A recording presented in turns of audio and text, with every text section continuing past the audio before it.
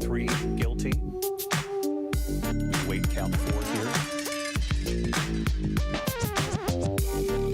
As you can see, the first 3 counts, the former president of the United States, Donald Trump, found guilty of 3 felony counts so far. The 4th person in that courtroom.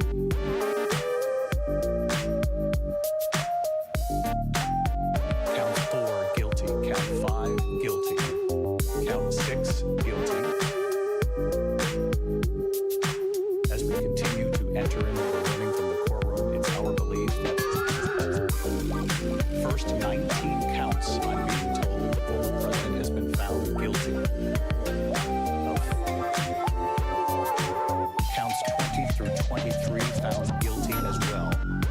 So correct me, control room, all the way through count 23 now found guilty.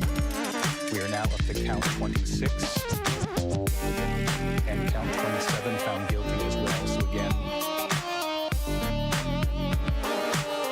I'm going to pause here. He's been found guilty. 31 counts now of guilty as we wait for the graphic to catch up to the reporting coming from the courthouse. Count 33, counts 34 coming in right now. Guilty on all counts.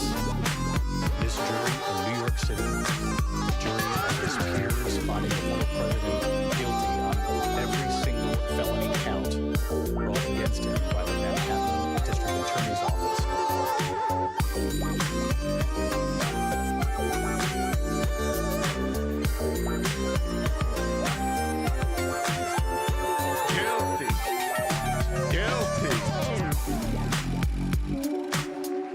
Guilty. Boom, boom, boom, boom. Right. Guilty, motherfucker. If you want to know what that feeling is, it's justice.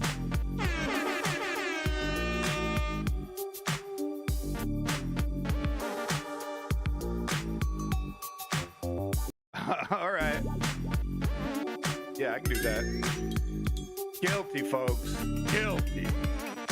Guilty. Big props to Funk Fiction, G-Funk Sonic for that wonderful rendition of Oil Ocean Zone. Brings me right back to those nostalgic Sega Genesis days. It's a motherfucking good day. And look, is there a lot of bad news? Yes.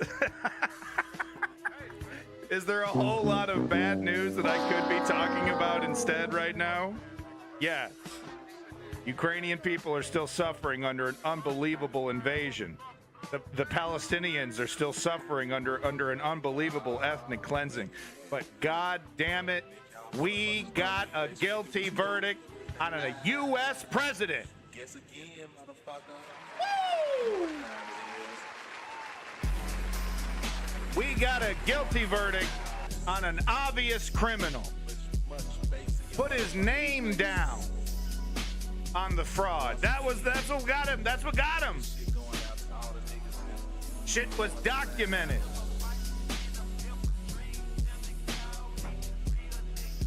Reminds me of that famous scene from The Wire.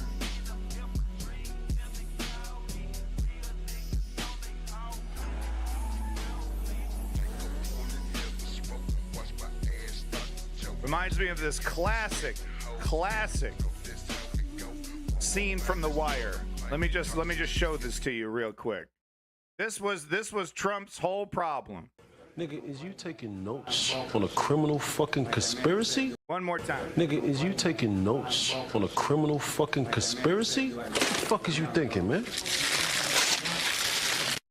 You don't document your crimes, okay?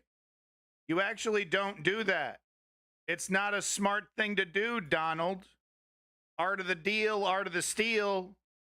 You actually don't document your crimes.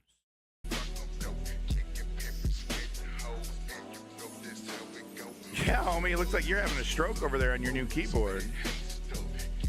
Yeah, Woke Patriot. Absolutely wonderful show, The Wire. So now, guys, back to the original point of what I'm talking about. There's a lot of bad news. Let me just turn the volume down here. Sorry. There's a lot of bad news, legitimate. Okay. But today is a good. Yesterday was the day, obviously. But we'll just pretend it's today, okay? Daniel Blixit. No, but today we celebrate. Today, actual justice happened. You know, today we've proven, at least for today, you know, all bets are off if Trump wins the presidency. But for today, we've proven that presidents are not kings, that presidents are at least somewhat culpable, or like, you know, somewhat citizens. You know, I saw someone on Twitter make a really good point, you know, about how, okay, you know, all the different wars, or was that a meme or something someone put in the meme section of the Discord, but, you know, all the different war crimes and all the different things that, you know, U.S. presidents get away with. And this is the thing, you know, that gets them hung up. Some finance crimes related to a porn star, sex crime related to sex crimes, not exactly getting arrested for the sex crimes or getting convicted for the sex crimes, but the cover up of the sex crimes, whatever. I mean, it is interesting how that works, though. We got Barack Obama dropping drone bombs on wedding parties, and he's, you know, hanging out with Richard Branson, writing books and wagging his fingers at progressives, right? What's the greater crime? But with that said, a U.S. president was indicted and convicted. Let's get into it, man. Let's get into the reactions. Let's get into the analysis. Let's get into both sides. Let's look at MSNBC's orgasm, collective orgasm with ABC and CNN. But really, it's MSNBC that's really unashamed to pop the cork. And then, of course, we're going to look at Fox News. And if you like, we could do some, you know, Newsmax and OAN and all that. It's as unhinged as you expect. But what's really, really good is the crowd reaction. The crowd reactions are absolutely golden. All right, so let's get into it. This is a great video from the Humanist Report.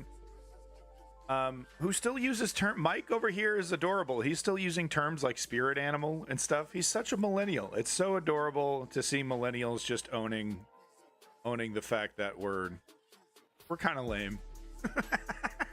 We're kind of dorks. We're actually kind of dorks.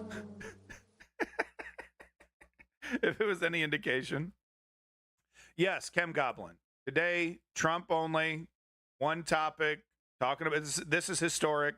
Tomorrow, no Trump. Going to be talking about Ukraine, Gaza, the real shit. This is real. This is really important. This cements America. This goes all the way back to Washington, who was the first president who gave up his ability to be a king and said, no, we're going to keep this system. We're going to try this experiment. I'm going to step down from power. I'm going to let this other guy replace me. He's going to make decisions that I don't agree with. I don't care.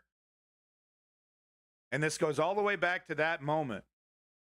This experiment in democracy, that presidents at the very top of power are not kings, that they can be held accountable by the justice system, that they are not above it.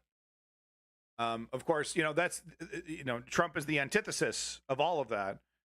But, you know, the bad actors, which is exactly what fascists do, you know, they will scream at you, utterly convinced that it's the other way around, that Trump is, destroying the shackles of the deep state, and that he's the one being victimized, and he's the one being attacked politically by his opponent. And it's just, there's no truth to that. I gotta say,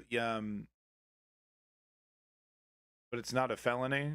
I can't believe a nasty Democrat said it. Oh yeah. So every time I see a bitch ass whiner on the screen, I'm gonna show this picture right here. So just, you know, Mr. Pat spits facts. We're just gonna assume that you look like this. You're pretty fucking pathetic, Pat. You're over here talking about, what about the Democrats? What about the Democrats? You know, that's not how the justice system works. You know, that's not how the law works. It's actually possible to commit crimes that other people are committing and get arrested for those crimes that you've committed and actually be held responsible for that. You don't get to go to the judge and say, "Oh, well, they did it. I can't believe you're not arresting other people that are doing it." It actually reminds me when I was a teenager and I was getting my first traffic ticket, and I was like back talking with the cop about how come you're not arresting all the other, all my other students, all my other friends who are driving without their seatbelt, because I got a seatbelt ticket. It wasn't a speeding ticket. It was a seatbelt ticket. I was like, no one else wears a seatbelt. What are you talking about? And it reminds me, it's that teenage, childlike logic of like, well, how come I'm getting in trouble if I saw other people do bad things, and we're literally applying that to a criminal, who had the highest office of the land, who is an embarrassment to the country.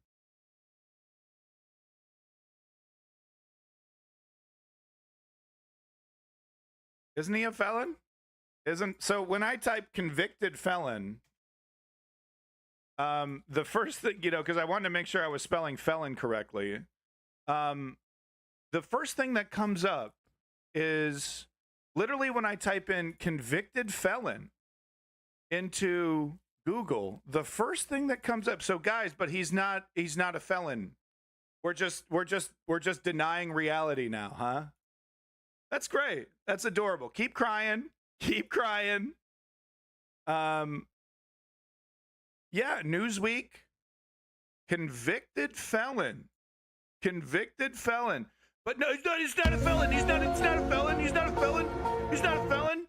It's a porn. He just paid a porn star to fuck him. I don't know. He's not a felon. Real men wear diapers. My God, keep crying, bitch. I mean, please, keep crying. I'm begging for it. Give me more. Give me more. Give me more. Fill my fucking cup. So sentencing will be happening, because he almost successfully gaslit me there for a second. I was like, wait a minute, is he not a convicted felon? Wait a minute, what the hell's going on? He almost gaslit me there for a second. I was like, wait a minute. You see how that, it infects you. Wait a minute. Is he not officially a convicted felon? It was like when people were calling him a rapist when he was technically like second level sexual assault, until a later court case definitely convicted him, I think, actually of rape. But, the gaslighters, oh, no, it's not. No, it's not. No, it's not. Joe Biden wears diapers. Joe Biden wears diapers. No, your guy wears diapers. And now you're owning it. And now you're owning it. And it's like, I feel bad for people like that are incontinent, that have legitimate, GI tract issues. It's like, leave them alone. Okay. They're just trying not to shit their pants. It's turned into this whole derogatory thing. I kind of feel bad for people that, because like there's a reason why adult diapers exist, because some people can't control their goddamn bowels. God damn it. They don't want to shit their pants. Now all of a sudden they got to live with a stigma now. Thanks, Trump. Actually, Trump is actually owning diapers. So maybe, maybe Trump is the savior of, GI people with GI tract issues. Good job, Trump. Way to raise awareness and let people know. Okay. I just feel like if I keep making fun of the diapers thing, I'm going to, a couple years later, my fucking GI tract, and I'm going to be wearing adult diapers. And I'll be like, oh, yeah, that was so funny. I'll be like watching old videos, be like, yeah, no, it's not so funny, guys. All right, let's get to it. Funny stuff. Humanist Report. Reactions from Fox and MSNBC. Let's get into it. Consumed with hatred, are trying to destroy a man because he threatens their power. Yeah. These only are committed crimes. People obsessed with a... He was tried in a court of law. Jury of his peers, all the evidence laid out. He had an opportunity to defend himself at every point, did everything he could to delay and delay and delay, because he knew he was guilty. He knew he was guilty.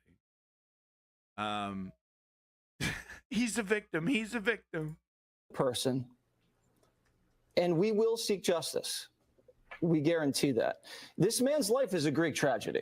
Oh, great tragedy. Agree. From billionaire, bankruptcy, TV star, Hollywood Walk of Fame, divorces, marriages, He's not children. getting prison. And that was even before He's he not enters getting prison. politics. And then you have investigations and hoaxes and a pandemic. How could they And do a now they're pandemic trying to to him? incarcerate this person. And the only way this act ends if he is reelected. Oh my.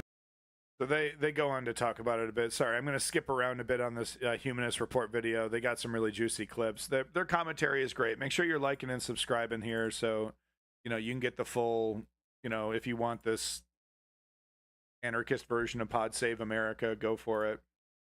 They call themselves a mafia. It's adorable. It's cute. It's as edgy as I am. I can't sit here and criticize.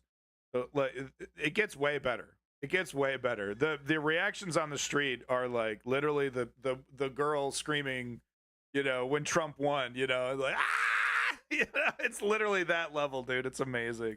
This is great. This is so great. This is so good. You can't even sound different. Holy fucking shit. Holy fucking shit. Motherfuckers! Motherfuckers!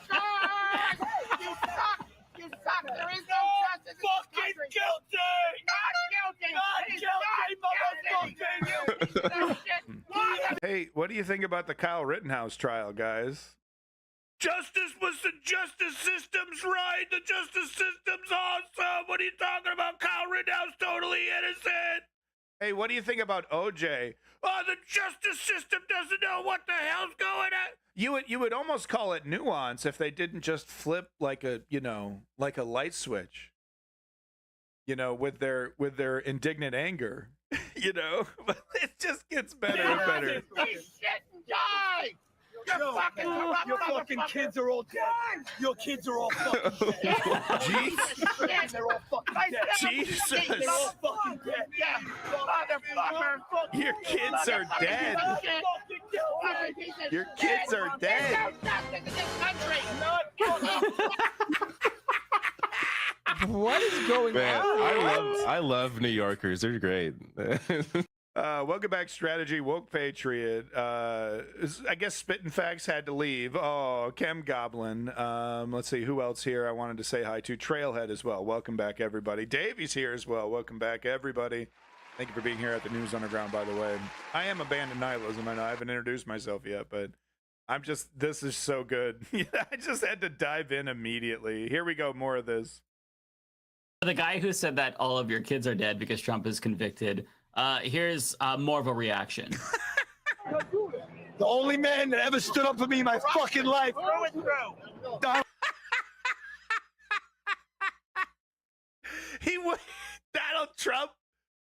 Donald Trump didn't do a thing for this man. It's unbelievable. The Messiah cult-like complex around Donald Trump. Like, the economy wasn't that great. Like, he really didn't produce anything. But this man has, filled that void, at Davey point. He's got daddy issues. It's something like that, though. It is. It's kind of a religious kind of thing, right? And like, he's attributing all these great things. I mean, come on, how great is this guy's life already, right? And I don't want to get into that kind of disparaging, but you know what I mean? It's like very very cult-like is basically what I'm trying to get at here. It's very frightening, but what is reassuring is the crowd size. It's the fact that it's not Hitlerian at all. It's a bunch of kooky weirdos. It's a bunch of kooky weirdos that are the most vocal like this. And I'm not saying that but it really does feel like this might be a tipping point for a lot of these middle class Republicans. And like I said before, they're not going to be switching over to Biden. No, of course not. They're just going to sit this one out. What's amazing is the polling right now, which is still coming back 50-50. How are they doing these polls? Do they got like rotary telephones or something? Like, how could it possibly be 50-50 at this point? So I'm interested to see some polling in the next couple days. I don't know if anyone, hey, Strategy member, if you could do me a favor, if there's been any kind of rapid polling of any kind, since the announcement yesterday, I'd be interested to know how this is actually hitting the you know, the voting electorate, you know, the electorate, I mean. Donald fucking Trump. Here's more of a reaction. The only man that ever stood up for me in my fucking life. That's him, yeah. Donald fucking Trump. Oh my God. Fucking Obama. Yo, that motherfucker just won the election, I'll tell you that much. Dude crying. Fuck Joe Biden. Not guilty. I hope the country doesn't burn He's down. still squawking not guilty in the I background. hope that we can find a way to love each other and to make right this fucking this prostitution. Wait, hold on. Press pause for a second. Make right this prostitution. I mean, look, it's ridiculous because he doesn't really, you know, he can't really articulate it. It's this weird toxic mix of ignorance, stupidity, Dunning-Kruger, where you have this like amazing confidence, and what allows it is what's ironic is that what allows it is this democracy that we have. He gets to live in a world where his words have zero consequences, and he gets to still go about his day, and that's okay. That's okay. I'm okay with that. I love democracy. I love free speech. But when you can't see the forest for the trees, you know, you maybe you can't see the forest fire coming, right? And I think that's the situation here. He's living in the lap of luxury, really, compared to a lot of other nations, a lot of other countries, you know. And look, there might be a good chance that he doesn't even vote. Okay, a guy like this, like he doesn't even vote. It's a whole mental thing. Okay, but this is amateur analysis here. Yeah, he's MAGA. He's not Republican. Yeah, great point. That's actually a really good point. There does appear to be a delineation. There is this old, you know, Mitch McConnell GOP that is capitulating to MAGA because they have to because of the votes. But yeah, there is a difference, isn't there? This is only going to fire up the MAGA base. How does it affect swing voters in battleground states? Maybe it'll fire up a section, the extreme section. But there's the petite bourgeois within the Republicans. You know, the $500,000 a year. You know, I own a store of some kind. I own a couple parking garages. You know, I'm like, you know, I got a couple $1 million in assets. You know, kind of Republicans, the ones that showed up to January 6th, actually, the ones that had the money to. You know, tell their employees to, you know, okay, you keep working. I'm gonna go do an insurrection really quick.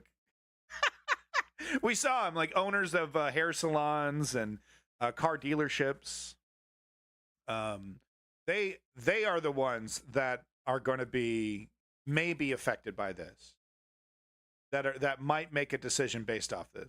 Yeah, not Republicans, the non-MAGA Republicans. Yeah, okay, well, Patriot. Yeah. MAGA and Republican are two different things. Trump's, yeah.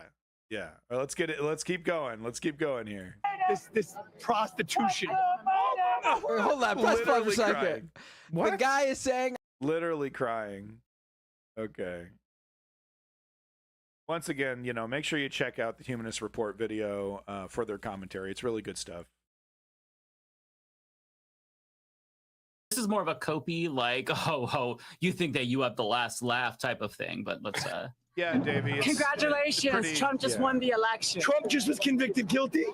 It is the And he same just guy. won the 2024 election. Fucking congratulations, Donald Trump. New York City loves you.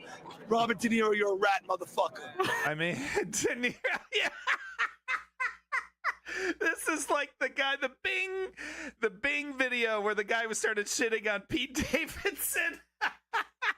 Pete Davidson, fuck your life. Fuck you, Robert De Niro. Fuck you, Robert De Niro. This is the definition of cope, by the way. What I was going to say here. This is literally a man coping. This is literally a man, you know. Hopefully calmer heads prevailed. He went back to his hotel room or back to his apartment in New York and calmed down. Hopefully, you know, hopefully he's not, thinking of doing something. Because I mean, this kind of state of mind can be really, really dangerous. Convicted guilty? Anything He that just guy. won the 2024 election. Fucking congratulations, Donald Trump. New York City loves you. Robert De Niro, you're a rat, motherfucker. Congratulations. Fuck you, Pete Davidson. No, that's great. I don't know, the incredible Spider-Man version of Trump. I have no idea. It's like a different reality. He does. He has the same hair, the same attitude. Honestly, Gays for Trump. Oh, sorry, okay. you can't see his Here we shirt go. there. Wait, what does his shirt say? I love. Wait. Go back to the beginning for a second. Wait, go back to the beginning for a second. He's wearing a I clown love outfit. Donald Trump. You got a problem with that? You got a problem? You got a problem with that bitch? You got No no problem with that question bitch. Why would I care? I think it's weird that you wear the shirt. Yeah, it's I'll weird. make fun of you for the shirt. No, but if you it's- just said like you're Really, this is a message to his fellow Republicans, if anything. This is I love Donald Trump, and you got a problem with that bitch. It's almost like a message to his fellow Republicans. Donald Trump supporter, why would I care? I don't give a Probably shit. a small government excuse when it comes. Well, I'm to a the rights of homosexual women. and I love Trump. Okay, fuck you. Like, what? Yeah. Wait, what is it? What does it say? All that Hashem, all that small government rhetoric is really just that. They have an extremist Christian theological worldview. A lot of them, and it's really just however they can get to that point where they can make it illegal for a woman to be independent. And if it's small government that that is the excuse that gets them there, then so be it. Hey, what does his hat say? Joe the Ho. Oh my God, that's so bad. Joe the Ho gotta go. Yikes. Joe and the Ho. That's a very corny, campy thing. This guy is definitely, I'm thinking, he's actually, that's a pretty campy thing, I gotta say. That's like something John Waters would wear. Joe gotta go. Joe That's and what the it says. Ho If he was a gotta Republican. go. Yeah. okay. Oh my God. That's What so did bad. Kamala That do is to them cringe. other than be a woman? I mean, what That's is- it. Yeah. And that's okay. Go where you belong. Yeah. Go where you belong. Go where you belong. Stay away from us. He's snapping at people with his Fuck Biden t-shirt, wearing an actual and literal clown outfit. I'm sorry, man. The shit's gone well. It's so funny to see comedy, because it used to be comedy was like, it was all about George Bush and Barack Obama, and there was like so much material, and they've just like backed away from it because the absurdity and danger of this whole thing getting wildly out of control, and then them looking like they weren't taking it seriously, like South Park being really embarrassed. Like if there's like a legitimate civil war or something, South Park over here feeling like idiots, diminishing the danger of Donald Trump kind of, by satirizing him in a way. It's so interesting that, that this what I'm trying to say is that this stuff isn't part of the zeitgeist, the politics, the day-to-day politics as it used to be through comedy, because it's so hard to satirize. It's so hard to make fun of because it's already there. This is like, some kind of, black proto, Monty Python sketch. You know what I mean? This is right out of that, that kind of political satire era right here. This whole thing, wearing a shirt, that's patently absurd, wearing a costume patently absurd, and demanding to be taken seriously. Go where you belong. Go where you belong. You are counted. Stay away from us, motherfucker. Get the fuck out of here. You gonna vote for a traitor? Get the fuck out of here. You're the faggot. You're the faggot. You're the faggot. Get the fuck out of here, bitch. You have a cunt. You're a little pussy. You're a pussy. You're a pussy. You hear me? You're a little pussy. Little shrivelly pussy. That's what you are. That's all you are. Is a cunt. You're not even a man. We're gonna eat you. We're gonna eat you and your Yeah. family. Oh, I'm so proud of you. Oh, you little bitch. Knock him down. Knock the bitch down. Get the fuck out. Get the fuck out of here. Get the fuck out of New York City. Out of here. Pussy. You little pussy. You little pussy! Get the fuck. Now imagine this guy in a full-blown steam room gangbang, okay? And you'll and like the absurdity. This is it's you can't make fun of this. You can't make fun of it any more than what it already is, as absurd as it is. Like, this man's raging full-blown hypocrite, advocating for a man happily throwing his entire sexual preference. You can't help being gay. You can't help liking dick. That's just how it rolls. This is how the dice was rolled for you, bud. And here he is, like, demanding that this, what's interesting though is that Trump is a hypocrite himself, and the Republicans are actually, they're really only using this, this piety, this religious stuff as as a tool. They themselves are hedonistic, and and I'm not saying being gay is hedonistic or depraved or anything like that, but I'm just saying these people in power that are using religion, that are using this shaming liberals for shaming gay people for what they perceive as deviants, are actually way more deviant themselves. And as we've already seen, they're not even in Trump isn't even in office, and we're already seeing relaxing laws on child marriage and child labor. I wouldn't be surprised if he gets in, and like the rules around sexual promiscuity, it'll get really weird, right? Where it might still lean against regular homosexuality, regular normal homosexuality. It'll push against that while opening up the door for a whole new level of depravity and hedonism, with the laxing of the child marriage and child labor laws. So it's actually kind of interesting how this dynamic is playing out, at least in front of me. And once again, being gay is not deviant or anything like that. But it's the irony of it all. It's like 6 layers of irony. It goes so deep. It's hard to even analyze sometimes. Get the fuck out of here! Get the fuck out of New York City! You little pussy! You little pussy! Get the fuck out! So you support Israel and Gaza? So you support Israel's ethnic cleansing campaign, and then you also support the Palestinians' right to defend themselves? That's a tough one, Hashim. That's a tough one, bud. It's hard to both sides Israel and Gaza. It's hard to both sides Israel and Palestine. You know what I mean? I mean, Israel has a right to ethnically cleanse the Palestinians, but the Palestinians have a right to respond to that ethnic cleansing. So, I'm right down the middle, baby. Right in the center. We have to go back. Okay, yeah, so let's see. Let's just keep... So much! You support a traitor? You want to support a traitor seditionist? Fuck you, bitch! Fuck you!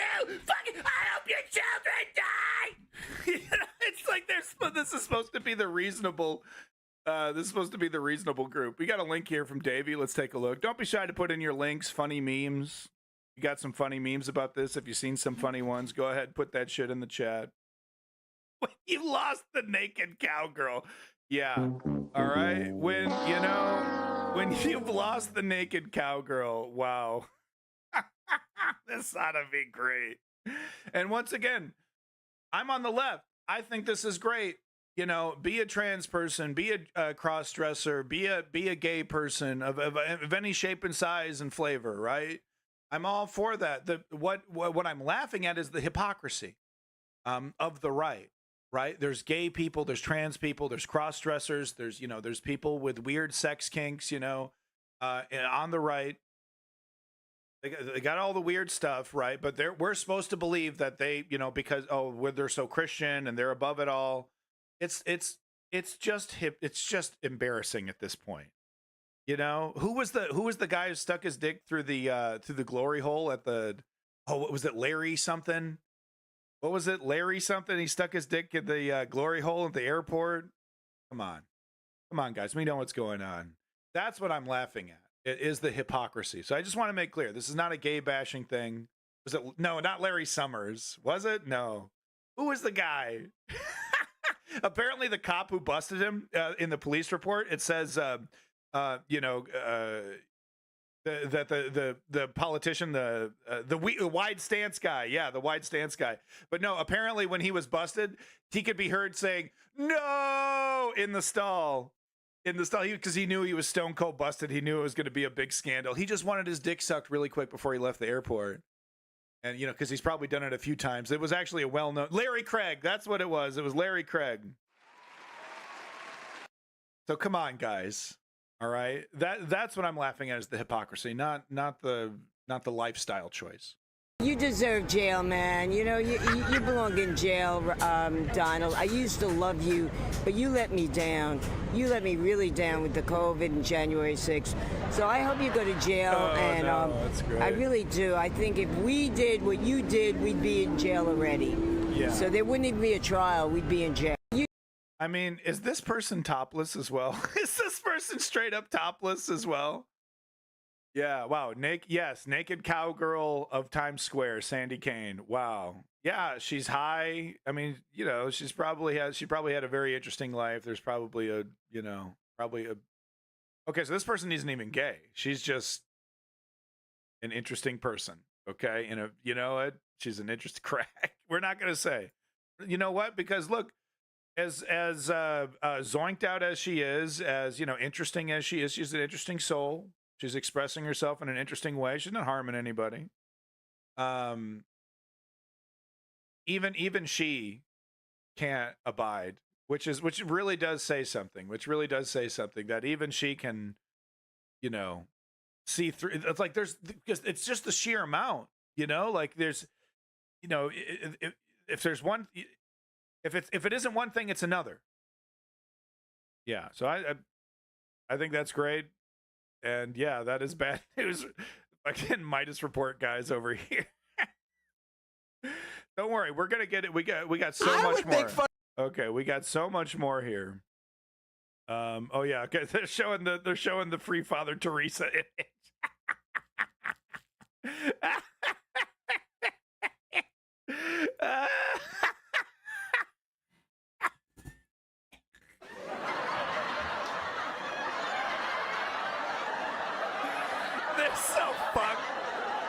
They're so fucked, dude. That's Tony Barbari.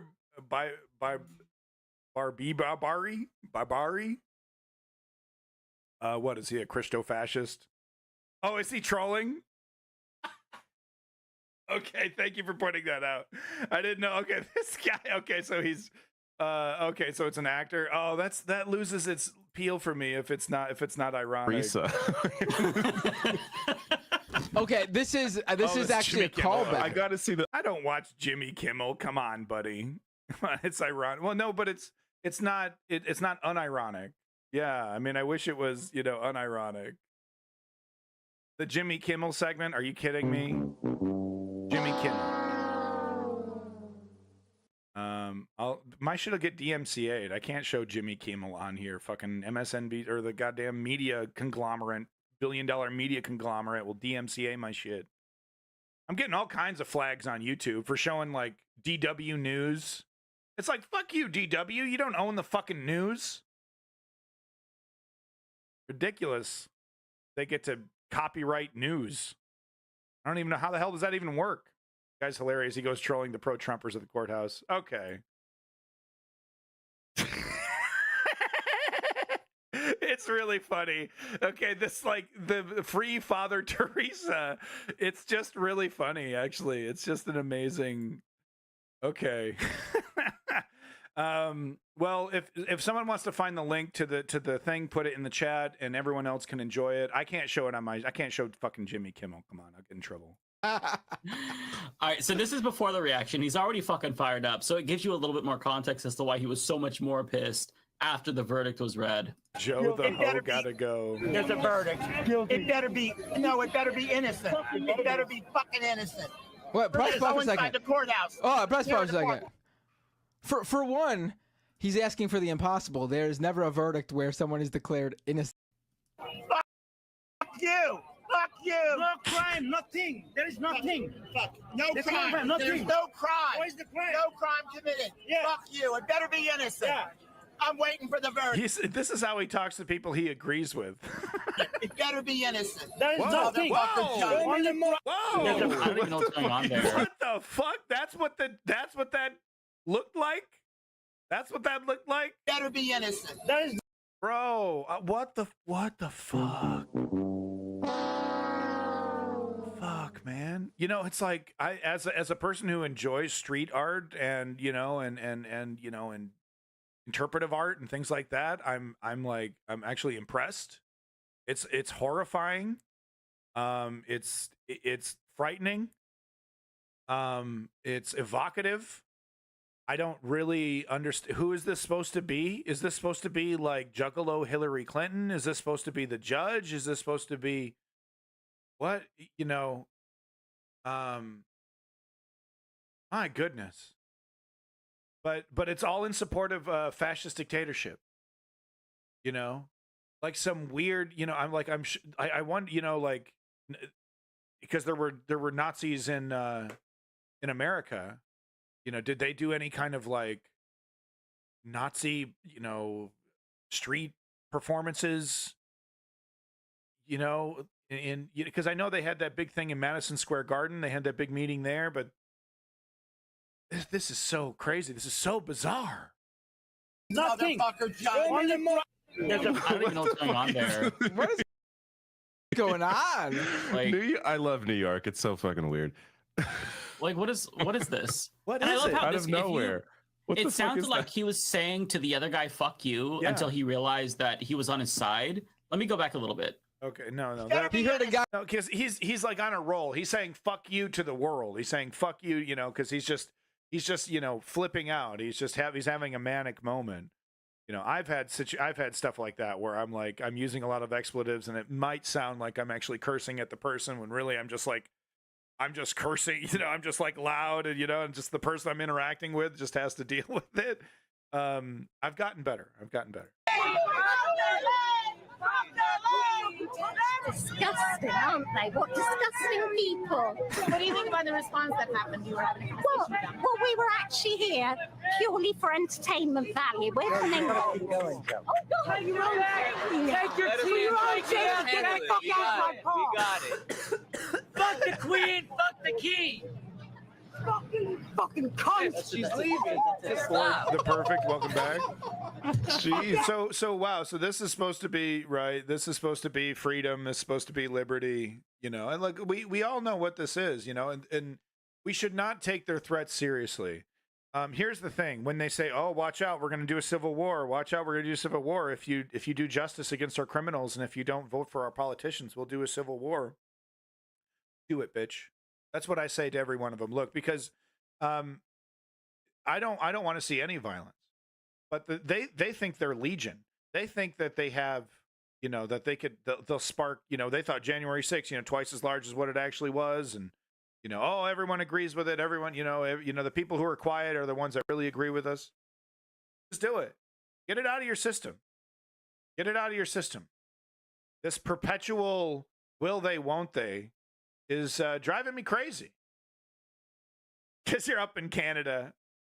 No, I say it. I say it not because I'm up in Canada, but that's a fair point. I say it because it wouldn't be the mass uprising that they think it's going to be.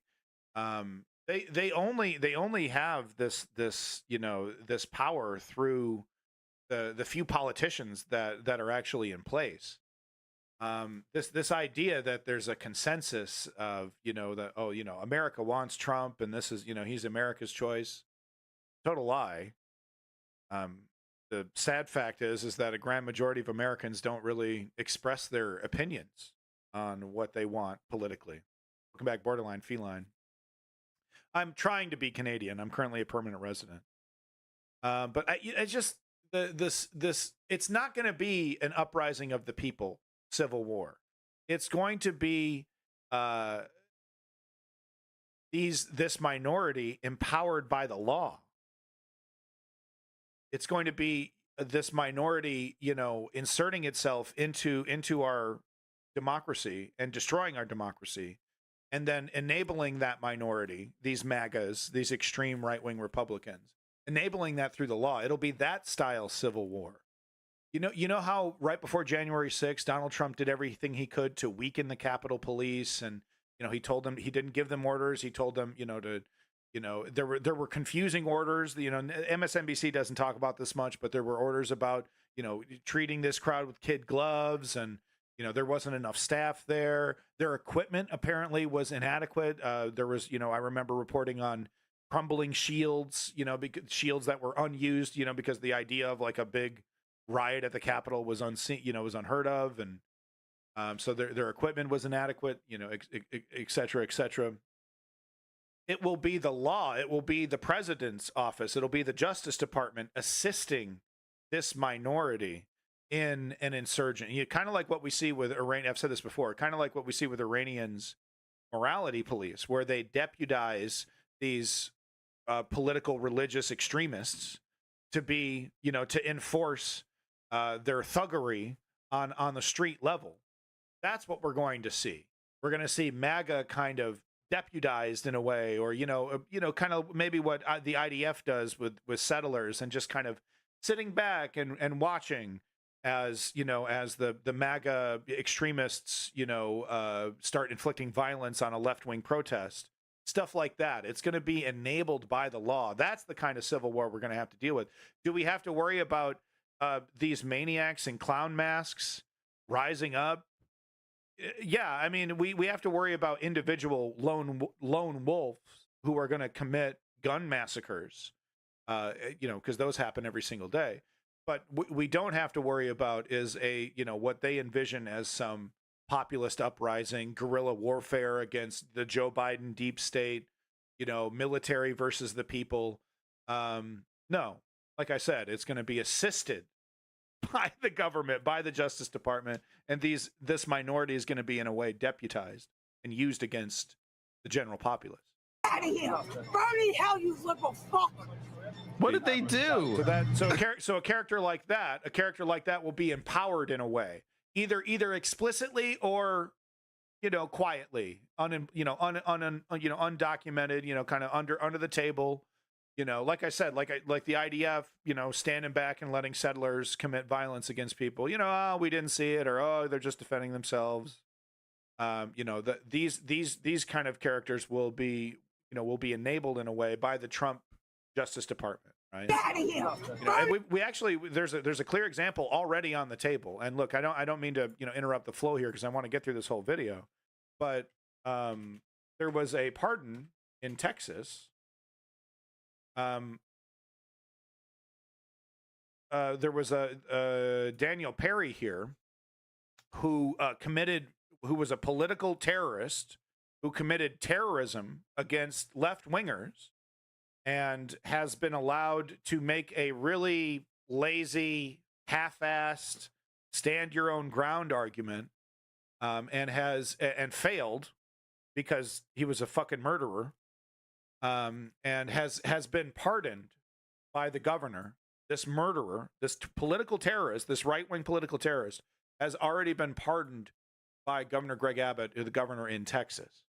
So it's just a small sample of exactly what I'm talking about, where it's not going to be like this, millions rise against millions of right-wing MAGA people, rise up. No. It's going to be, I mean, look at these individuals, right? Deputized, immunized by the justice system when they commit violence against the left. All right. So hopefully you understand what I'm talking about here. Burning hell, you liberal fuck! What did they do? They just walk through. And we enjoy watching Trump on the TV, and we cannot. John! I just love what she's like. Come on, John. Come on, John. Let this woman talk, dude. I love this. This is the funniest fucking thing I've ever seen in my life. Spitting image, fuck spitting image. This is the fucking funniest thing I've ever seen in my life. She's like laughing in their fucking faces, and they're fucking flipping out at how funny she finds this whole thing. Oh my god.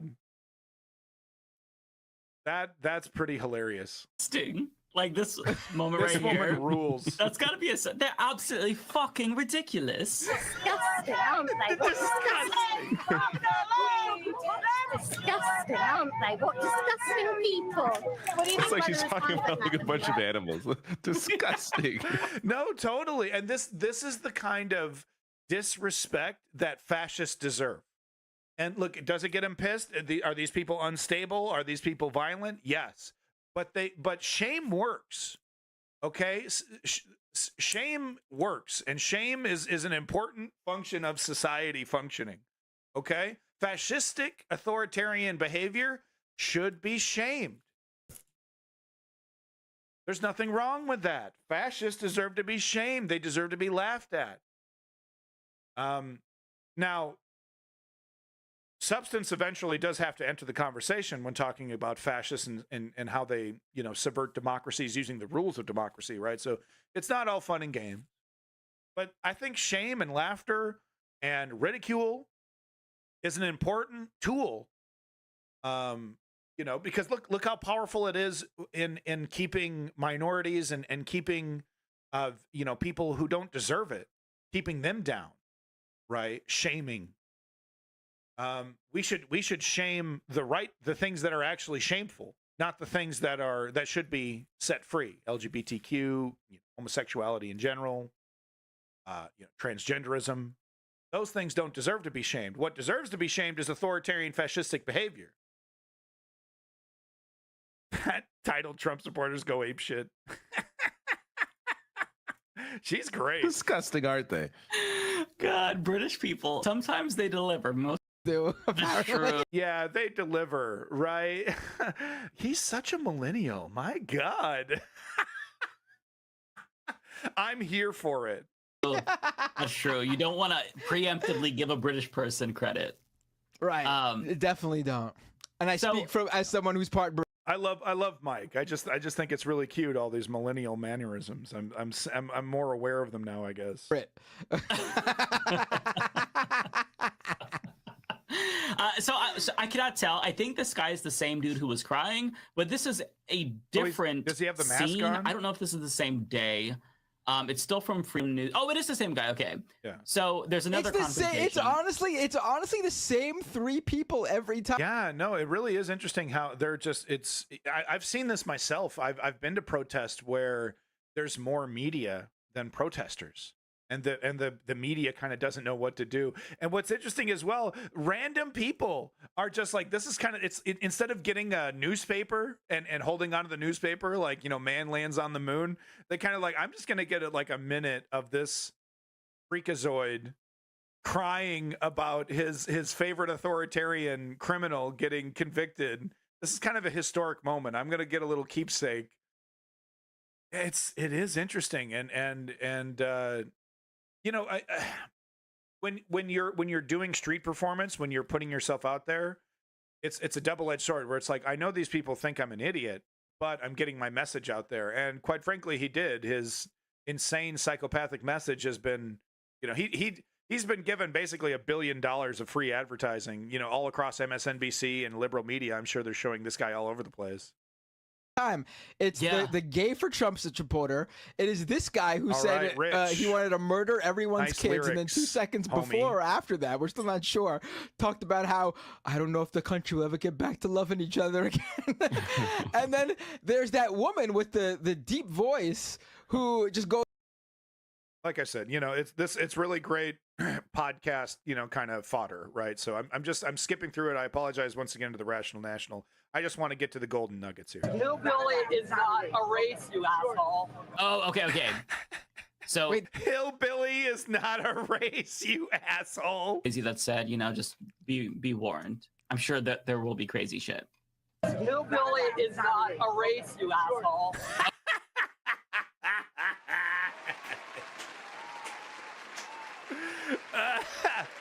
Oh Rich over here spitting them lyrics. You keep going, Rich. You keep trying, buddy. Oh, okay. So wait, did he called him a hillbilly is not a race? Yeah, so he debate is about. He's not a racist. Okay, white trash. I'm sorry. Okay, white trash. Fucking losers. What's next? You gonna call me a faggot? You're a loser. Okay. You're a treasonous loser. Yes, hillbilly. Get the fuck out of here. I'll You're get a not even from transsexual here. to beat your ass. Okay, all right. What is? I mean, It's interesting. It's interesting that he's thrown around the FAGs. He's like, I thought he was like friends with the gay guy, but he's using FAGs as a. I was wondering why he wasn't throwing out the FAGs in the prior rants. That's interesting. He wasn't throwing out the FAGs when he was hanging out next to his gay friend.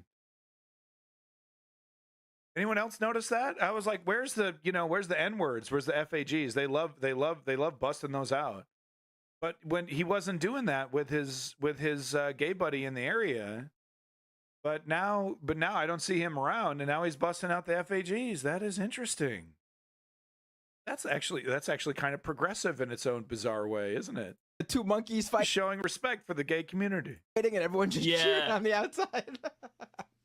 God, this is wild to me. Okay, I'll go back a tiny bit. Got it. You're I'll not get a even from transsexual here. to beat your ass. And yeah, making anti-trans comments too. He wasn't doing that in the prior rant. Go that. You're losing. Running out of space. You're running out of space. You're running out of space. You think I'm afraid of you, asshole? You will be. Fucking loser. Go that. And big props to this guy. This is what we need to do. We need to get behind him. We need to support him. Okay? Because there's a lot of people that are like, "Oh, this is awkward. This is confrontation. You know, why do this?" I think it's good to confront fascism and push back on it, and like I said, ridicule and shame it. Beat this guy's ass. No, borderline. No, it does not. It does not have it. I don't even think. I think actually handguns are illegal in New York, if I remember correctly. You're a loser. Go that. Oh my God, you smell like. Let's see you say that to Away him. from me. Get out of my face. No, suck my dick. Suck my dick. The one thing, I've been in several protests where, I've noticed it's kind of a tactic on the right wing to get in your face and ask you a bunch of really provocative questions, get you really, really worked up, insult you, say, it's really interesting. And my reaction, what I like to do is say nothing.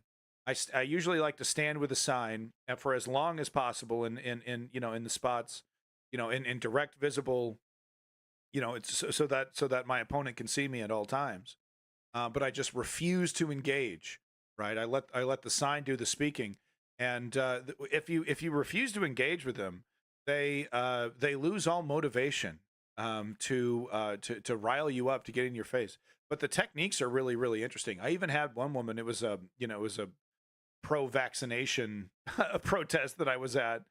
And this woman was weaponizing. She was like, "Oh, I have allergies to vaccinations, and how dare you? And you have such an evil stare, and oh, you're making me feel so uncomfortable with your stare." I was like literally saying nothing and just looking at her. But it was interesting how she was weaponizing, her medical issue, because there are people with legitimate vaccination who need legitimate vaccination exemptions because they're allergic, and those exemptions exist. There's a special process for those people. Unfortunately, though, I think one of my criticisms during COVID was how heavy-handed some of the rules were, and there weren't special exemptions for people who had, who were the very, very rare people that had allergic reactions to vaccinations and stuff. There really wasn't any way for you to get an exemption and go about your life as normal. You were basically stuck. So I could imagine for those people, it did feel like they were being forced to take a vaccine against their will. Anyway. Diatribe over. Back to this. No, not at all. That's the woman I'm talking about. In the last video, she's calling that British woman a cunt. In this video, she's calling this guy a you do the exact opposite. So no, Hashim, you do the exact opposite. You know, because like that's in your head, you're like, oh, I'm gonna do this thing and that'll like slam dunk and then I'll win. No, they're shameless. They're impervious to those kind of things. They want you to come right down into that little mud pit that they've dug, and they want you to sling it out, right? Who was it? Hemingway that said, you know, don't you know, have a contest with stupid people. You know, they're much more skilled than you at being stupid. You know, is basically what he's trying to say. So that's that. You know, if that's my protest technique. You're welcome to do whatever you want at the protest, as long as you're at the protest. That's the most important thing. But what I'm just trying to say is that I've just noticed that it's a right-wing tactic. And they seemingly do it without any training. It's really interesting. But they really do try to get you, you know, they want you to look as foolish as they are, knowing that the bar is higher for you as a liberal, that it's easier for you to look like a fool than it is for the right wing. You know, it goes back to what Sartre was talking about with the anti-Semite and all that. We won't get into it. What the fuck is going on out here? But I'm just calling everybody that just like a pedo. Yeah, you know, and that's actually kind of like the clarion call of an ignorant person, right? You know, oh, you're a communist, you're a fascist. You know, you see it on the left, right? Oh, you're a fascist, when something is really just, you know, more authoritarian. When I call something a fascistic or fascist, it is, I have proof of that. It's not just something I disagree with and don't like. And people argue with me on that. Oh, no, you don't. You use it all the time. I use it all the time because we're actually in a very fascist era right now. Okay, fascist is having its Taylor Swift era moment right now, and there's a lot of actual overt fascism that's right on display. So that's when I'm using that term, I'm trying to use it accurately. But that's an example of how the left will use hyperbolic language. Ignorant people on the left use hyperbolic language because they don't really understand. They don't really have the words to describe what they actually mean. And there's other reasons as well, you know, of course, blah, blah, blah. I'm not an expert on that. Get your fucking foot off. You touch me, that's assault. See, yeah. I did not. He just assaulted. I stepped on his shoe on accident.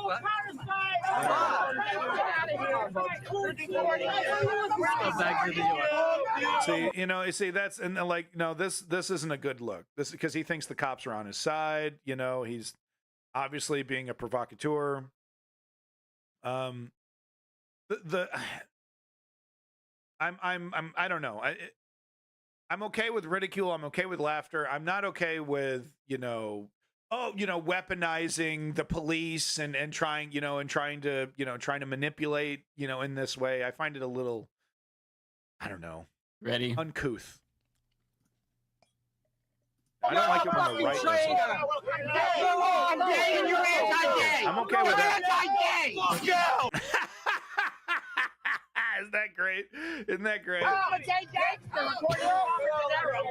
Get the fuck out! Where you going, loser? Get the fuck out! This is so pathetic. This is really, honestly pathetic. It really is. This is why we shouldn't, you know, laugh at them, ridicule them, say fuck you all day. But you know, don't be a provocateur and have to be escorted away by police. I don't know. That's just not a good look. Where you going, loser? You going where you belong? The hillbillies off Go back to where you belong. It's literally 3-1 media. It's literally 3-1 media versus protesters. Yeah. This is a minority of a minority of a minority. This is a microcosm in a microcosm. Are you kidding me? This is like maximum zoom, maximum enhance. You know what I mean? This is like the fight between two cells, you know, in your immune system. You know what I mean? Get the fuck out, scumbag. Get the fuck out. Get the fuck out. Get the fuck out. Oh my God. Yeah, no, I have no problem with name calling and saying, you know, fuck you, fascist, and all those things, and, you know, getting animated. What I don't like is the weaponization of the police in this kind of way, you know, kind of hiding behind the police, things like that. But the right kind of forces that, right? Because, you know, this man was, you know, kind of standing there saying, you know, expressing his free speech.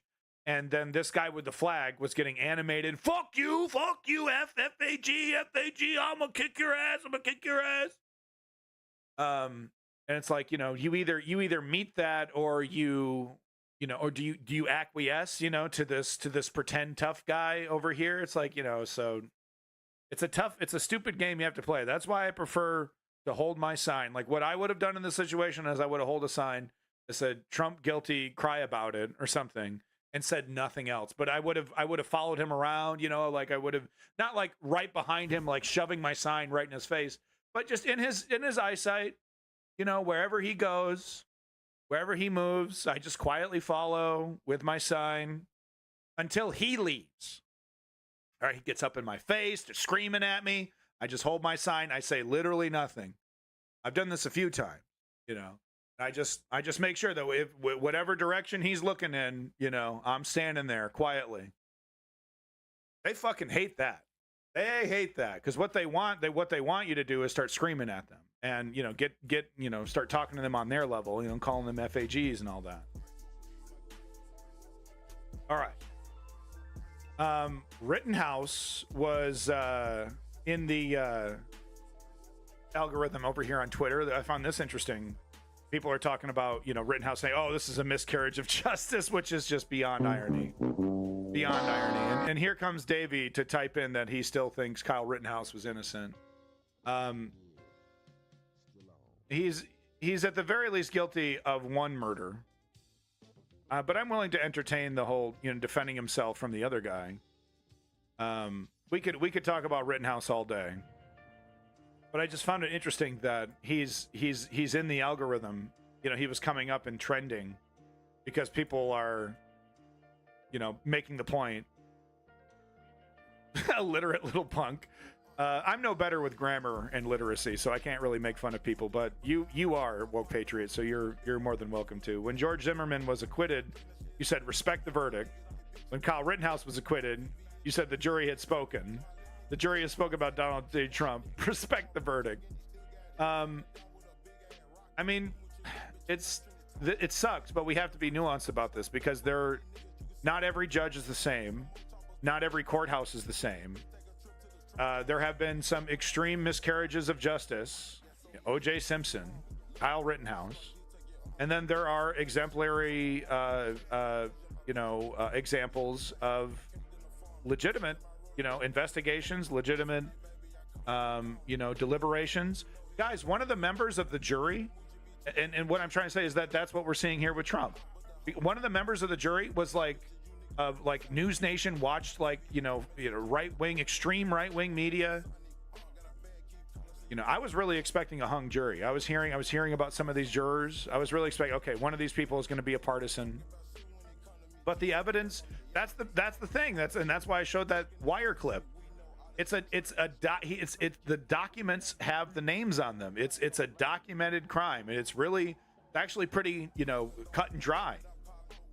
Yeah, stone cold guilty. Not the first time this kind of, it's the first time an ex-president has been convicted of a felony, but it's not the first felony of this type. I just thought that was interesting seeing Kyle Rittenhouse. But no, I wanted to go through, just type Trump into Twitter here. Trump executed.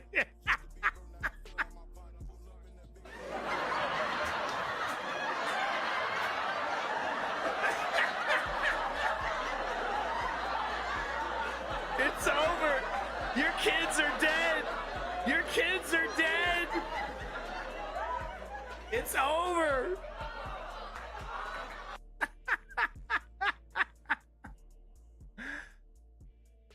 People lie so much. I thought the jury lied about being conservative. Look, it is literally impossible to find a robotic person who doesn't have an opinion one way or the other. The Trump team took jury selection really, really, really serious. But Judge Merchan didn't let it. They wanted the jury selection process to go on for months and months. That's what they wanted. oh, I don't like him. I don't like him. I don't like it. But Judge Merchan put some really hard limits on what he could and couldn't do. So the process, but look, this is how the process, this is a great example of the process working as it should. The Donald Trump had every opportunity to defend himself, to present evidence, to, he had every opportunity. This was a 100% legit investigation, everything. It was all legit. There was no bias. Judge Merchan, oftentimes on the prosecution, they made all kinds of mistakes. Judge Merchan was just as harsh on them as he was on Trump. But that is not the case with Kyle Rittenhouse, by the way. The judge in the Kyle Rittenhouse case took a selfie with Kyle Rittenhouse. Can you imagine if Judge Merchan found Donald Trump, or the jury finds him innocent, guilty on nothing. Judge Merchan takes a selfie, like Eileen Cannon, right? Takes a selfie with Trump. Oh, wow. Look at this. Wow. Oh, okay. Oh, Twitter. Lefties shouldn't do this. Lefties shouldn't do the Tucker Carlson style misinformation. So I assume this is a lefty. Emmy losing writer, director, comedian. Oh, I see. Jimmy Kimmel. Okay, so he's associated with these I'm with her MSNBC style liberals. This is just misinformation. Screenshots from 2020. Yeah, Fox News absolutely did cover. We're going to be doing a whole Sean Hannity video. We're going to count how many lies Sean Hannity tells in 11 minutes. Yeah, the left should stay away from this. This is a bad look. Stop being with her, okay? Pete Davidson over here with his Hillary Clinton tattoo.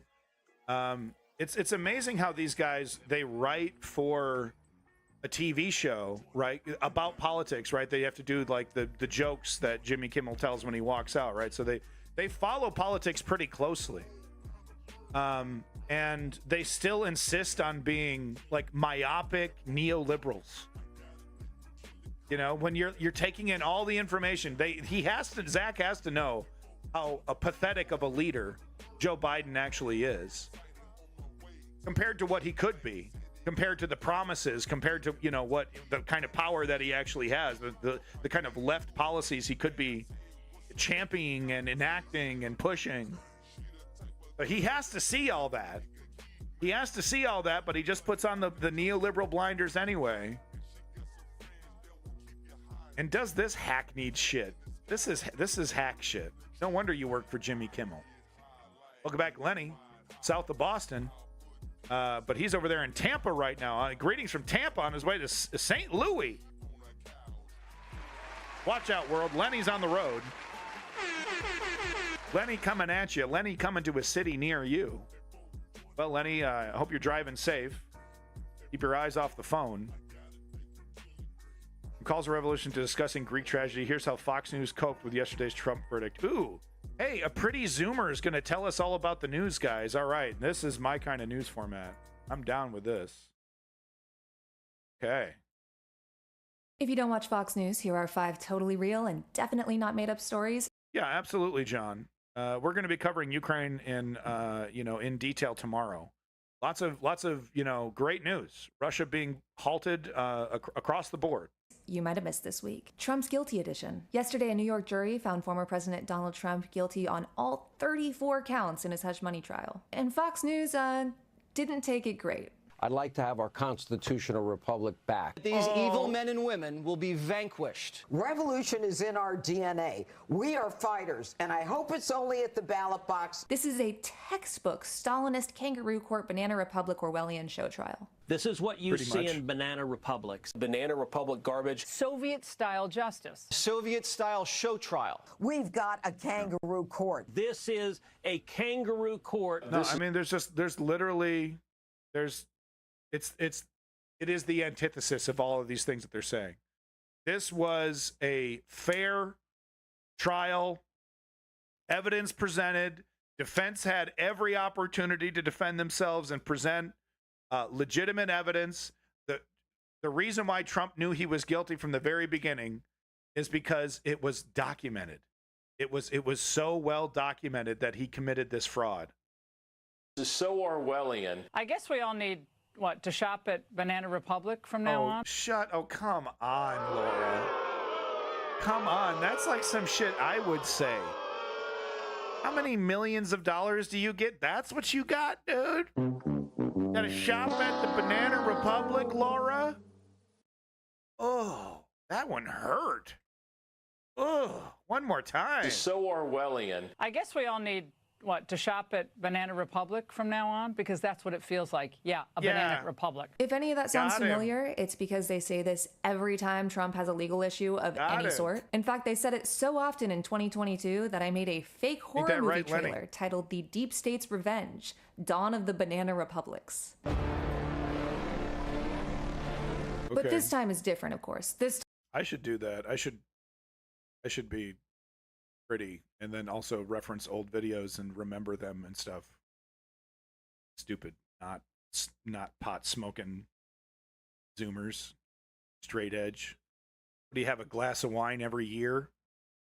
Fucking Zoomers. Time it was rigged. I mean, how else could Donald Trump lose? He was represented by the greatest legal mind of our time, Donald Trump. How involved was Donald Trump in his own defense? I mean, very involved. And he's a smart guy. He knows what he's doing. Okay, but like, does he? I mean, did you see the verdict? Hope he pays you, though. That's one thing he is not great at. Yeah. Donald Trump is the strongest man I've ever met. Obviously, Jesse Waters, who was on the verge of tears all night, had a lot of thoughts about this verdict. These are wicked people, whether Soros was involved in any way. This man's life is a Greek tragedy. From billionaire, bankruptcy, TV star, Hollywood Walk of Fame, divorces, marriages, children. Robert E. Lee. And then you have investigations and hoaxes and a pandemic. Wait, was Robert E. Lee pro-Confederate, or was he the one that destroyed the Confederacy? I always get those two mixed up. Ulysses S. Grant was pro-Confederate. Robert E. Lee... Union? Those two mixed up. Oh. Then no, I do not look like him. Confederacy, you know, it's the funniest point against the Confederacy. The annoying orange has lasted longer than the Confederacy. The YouTube channel, The Annoying Orange, that, speaking of millennial humor, has lasted longer than the Confederacy. And the entire thing, the Civil War, the whole thing. The Annoying Orange. More staying power. First off, wow. Second, I love how Jesse cites the existence of Trump's children as part of a Greek tragedy. Don't get me wrong, I agree, but probably for different reasons. But it's even more laughable that Jesse wants to pretend Trump cares about his children. I mean, he threw a coup on one of their birthdays. Yeah, Eric's birthday is January 6th. I feel like we don't talk about this enough. How many views does this have? 6 million? 6 trillion views? Good for her. Good for her. Not my style of humor, but good for her. My humor. If you don't watch Fox News, here are 5 total. There was not one single reference to a corpse. So how am I supposed to laugh at this, right? So it's like, what am I? She's all happy, and happy people need their news too. Okay, happy people that are not cynical and destroyed inside also need their news. It's like her whole shtick is the exact opposite of mine. You gotta love. I love that. Great. She's day, I'm night.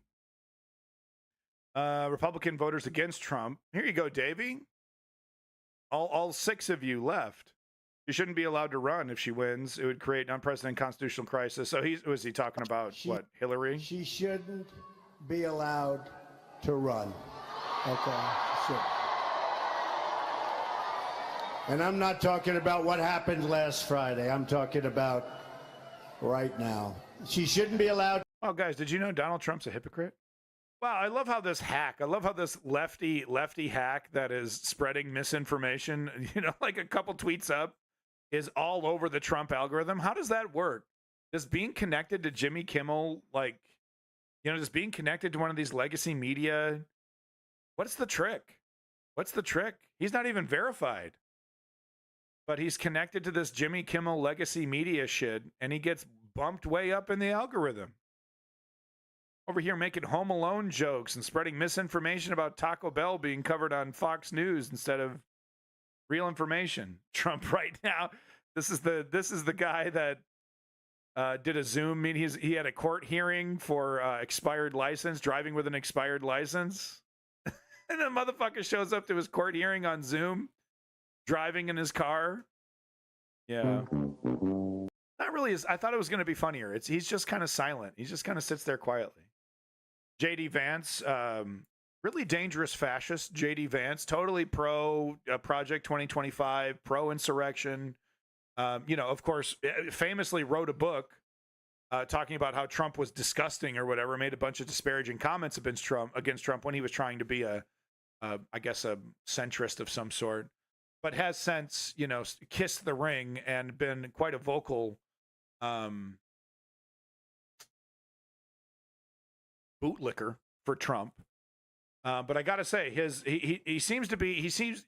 what makes him dangerous, J.D. Vance, is how he introduces and talks about these Orwellian authoritarian, policies, and just totally calm, totally, just sensible. We got to take away rights from women. We got to, we got to treat gay people as second-class citizens. And I would classify J.D. Vance as a smart fascist. And yeah, I would say definitely a potential candidate for Trump, because Trump isn't looking for, Nikki Haley. Like, he's looking to bring Nikki Haley's, voters into with him. He's not, he needs a sycophant. He needs a bootlicker, a yes man, a Mike Pence, who's going to quietly sit there, until the very, very end, almost like the movie Hannibal, with the assistant, the assistant to the pedophile in that story, pushes him into the pig pit, right at the very, very end, does something honorable. Mike Pence, that's what he's looking for. And J.D. Vance is a great candidate for that. So let's have a comment from him. Every comment made from J.D. Vance is disgusting and just makes you feel queasy inside, knowing what he represents, knowing what he wants to create and support. Because it sounds, like I said, it sounds sensible, calm. He knows we got to treat, gay people as, dangerous pedophiles. That's just the only way to do it. An example. I believe that Donald Trump did nothing wrong, but if you take Alvin Bragg's argument, if you take every single thing in that indictment at face value, what it suggests is Donald Trump committed a paperwork violation. Is that 34 felony counts? Not in the country that I want to live in, not in the United States of America that I know and love. You don't want to live in the United States? I don't want to live in a New York sham prosecution. I would not live in New York State right now. Absolutely, I wouldn't. And just that's Wolf trips you up with a single question. That's actually pretty pathetic. He's actually usually more slick than that. That was really sad. So you don't want to live in the United States? No, they don't want to live in the United States. They hate democracy. They hate our judicial justice system. They hate it. They want to destroy it. They want to make it partisan. They want to make it one way. So they get full immunity, and the people that they don't like, their political enemies, they get indicted. It's one rule of thumb. If characters like J.D. Vance, whatever they say, just do a 180. They say, oh, their opponent are, if their opponents are pedos and their opponents are anti-democratic and their opponents want to, raise your taxes, just do a 180. It's all projection, right? They got the Matt Gaetz pedophiles, right? They got they're absolutely going to raise your taxes. Just do a 180. It's total projection of all the stuff that they want to do is what they'll accuse their enemies of doing. More Home Alone shit. Okay, some totally irrelevant. Here we go. This is what they're distracting you from the Trump verdict. Joe Biden gave permission to Ukraine. Oh, okay, yeah. So I've seen this as well. I was going through Fox a couple yesterday, and I was seeing this where they're like, Trump.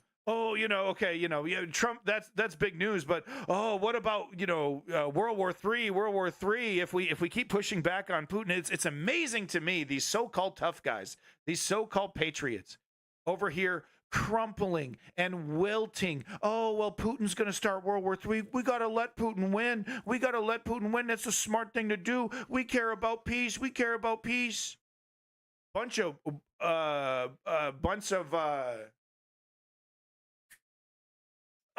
the fucking, oh, no, I was going to, I was right at the tip of my tongue. Oh, this hurts. I was going to say Winston Churchill, but that's obviously incorrect. No, it was the guy before Winston Churchill capitulated to the Nazis. Right on the tip of my tongue. But anyway, there are a bunch of those guys. God damn it. Weapons inside Russia. How do you feel about that? Chamberlain! I think that's the right decision. Yes, there are a bunch of fucking Chamberlains capitulating to a dictator, Putin. Thank you. God, I hate that. Thank you, Thank you, Viking Cat. Weapons inside Russia. How do you feel about that? I think that's the right decision. I think, Ukraine needs to get whatever help it can get in defending itself. All right. And I think NATO has urged that we allow those strikes. France, Germany, Great Britain, Canada, Finland, most of our allies have urged that. I think it is important for the United States. Look at the title, too. Biden secretly gave Ukraine permission to strike inside Russia with U.S. weapons. Okay, that's Politico. It's not secret, though. It's been leaked. Germany announced it as well. Was it secret?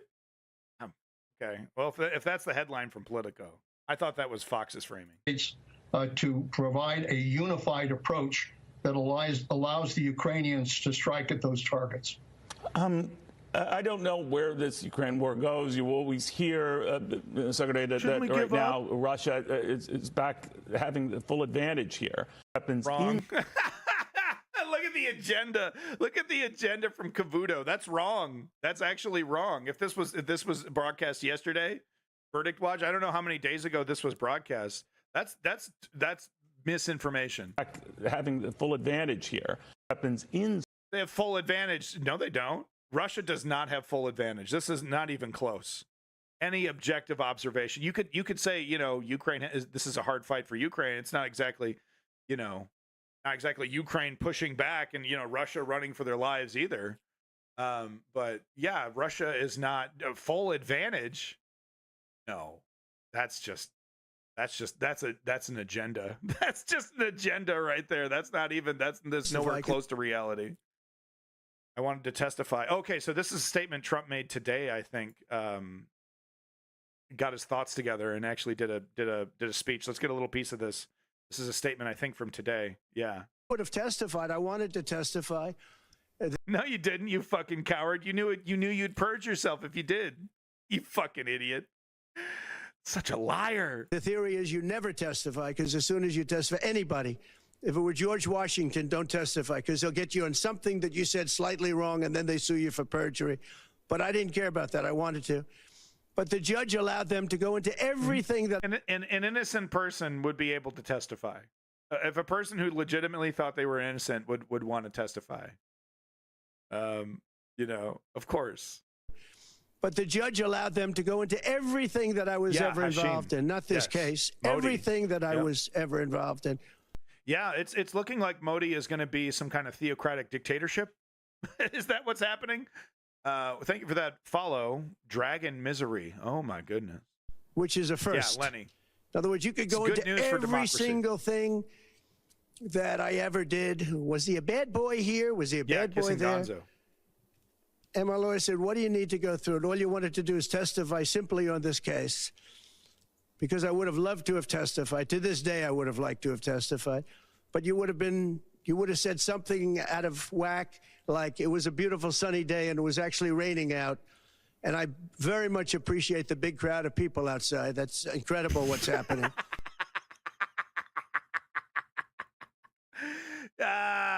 It actually, innocent people can actually, get on the stand without perjuring themselves, without lying. But he's like, look, I would have loved to testify, but I really can't keep my lies together. It's literally impossible for me to keep my lies together. They're going to get me. They're going to get me. Yeah, they would get you, Donald. He lies like we breathe. You know, of course he can't keep it all together. But I will say that he does a pretty good job of gaslighting and lying and, you know, reality manipulating. He does a pretty good job of it.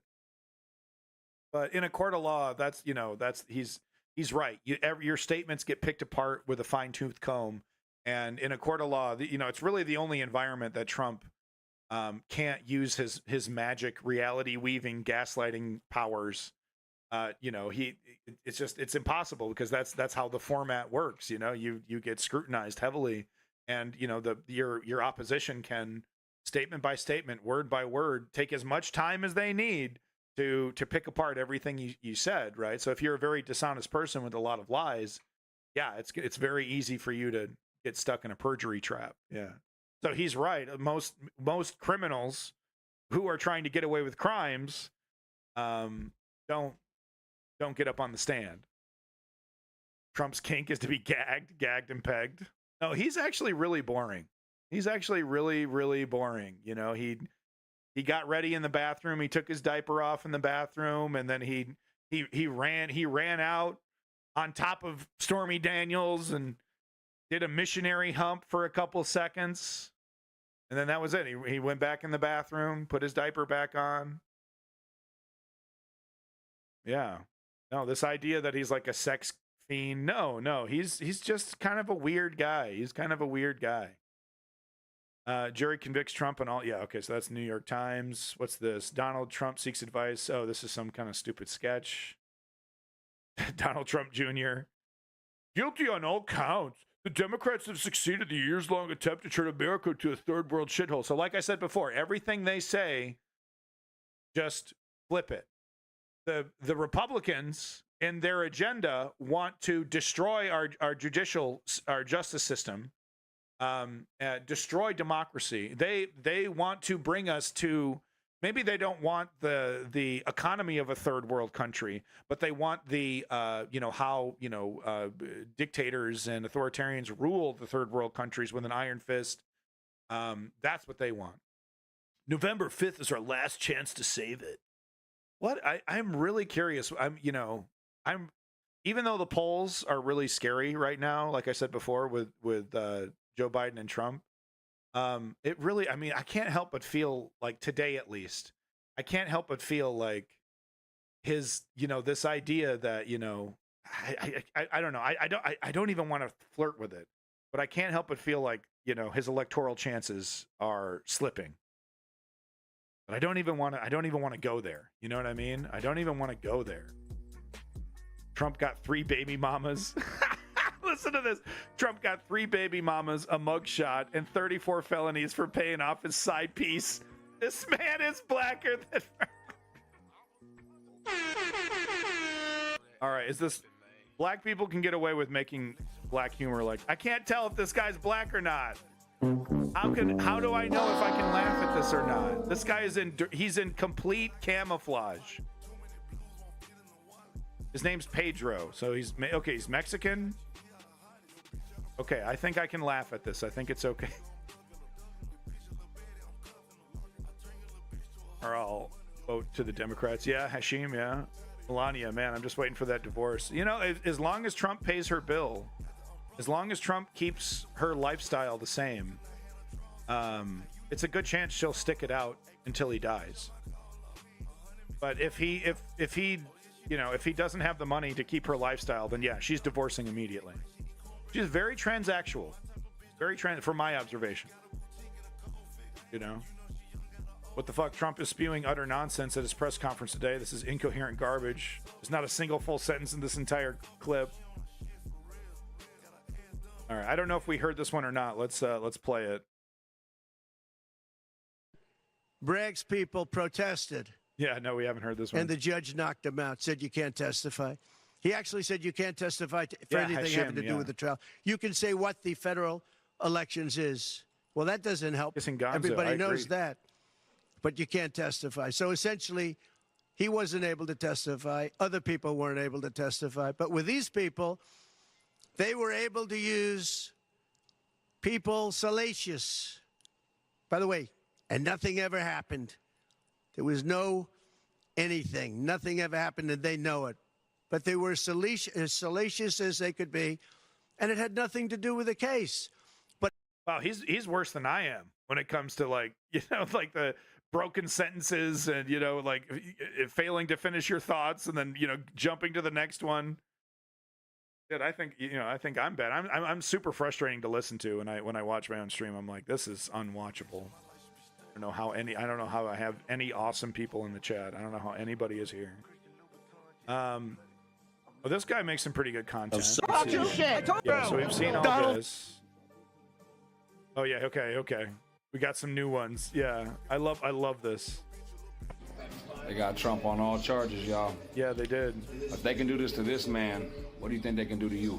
Oh, well, if I commit crimes, that I will get arrested. If I committed financial crimes, I will be indicted and arrested and punished accordingly. That's what they would do to me if I committed the crimes that Donald Trump committed. Buddy, you stumbled onto the point. That's it. Yeah. No one is above the law. Yeah, exactly. Not him, not you, no one. But yeah, his followers have been having some meltdowns, and some of the stuff they've posted online is just... It's a benefit to keep him hidden. He looks better pressed than out there giving the media talking points. Benefit to keep... You talking about Trump? Just... Do I follow the Bulwark? It sounds familiar. I don't think I follow them specifically. Oh my God, Milo Yiannopoulos over here. Drop the grift. God, he's super fashion. His little picture here. This looks like an Aryan. This looks like an Aryan image, right here. All right, I'm looking too deep into it, but look at this: Mother Teresa, Gandhi, Nelson Mandela. It's a parody. It's a parody. Milo Yiannopoulos is exactly the person that Sart was warning us about. Where's my Sart? Here it is. Milo Yiannopoulos is the exact person that Sart was, and he knows it. Like he doesn't take this seriously. It's a grift. It's money. Doesn't really, who knows what he actually agrees with. But he doesn't really believe this. He doesn't really believe Trump is on par, and he would not be prepared to defend this point. Tie him to a chair and say, like, I'm going to put a gun to your head, and and you tell me how, give me one example of how Trump is like Gandhi. Couldn't do it. Now running the Republicans against Trump campaign. Tim Leonard,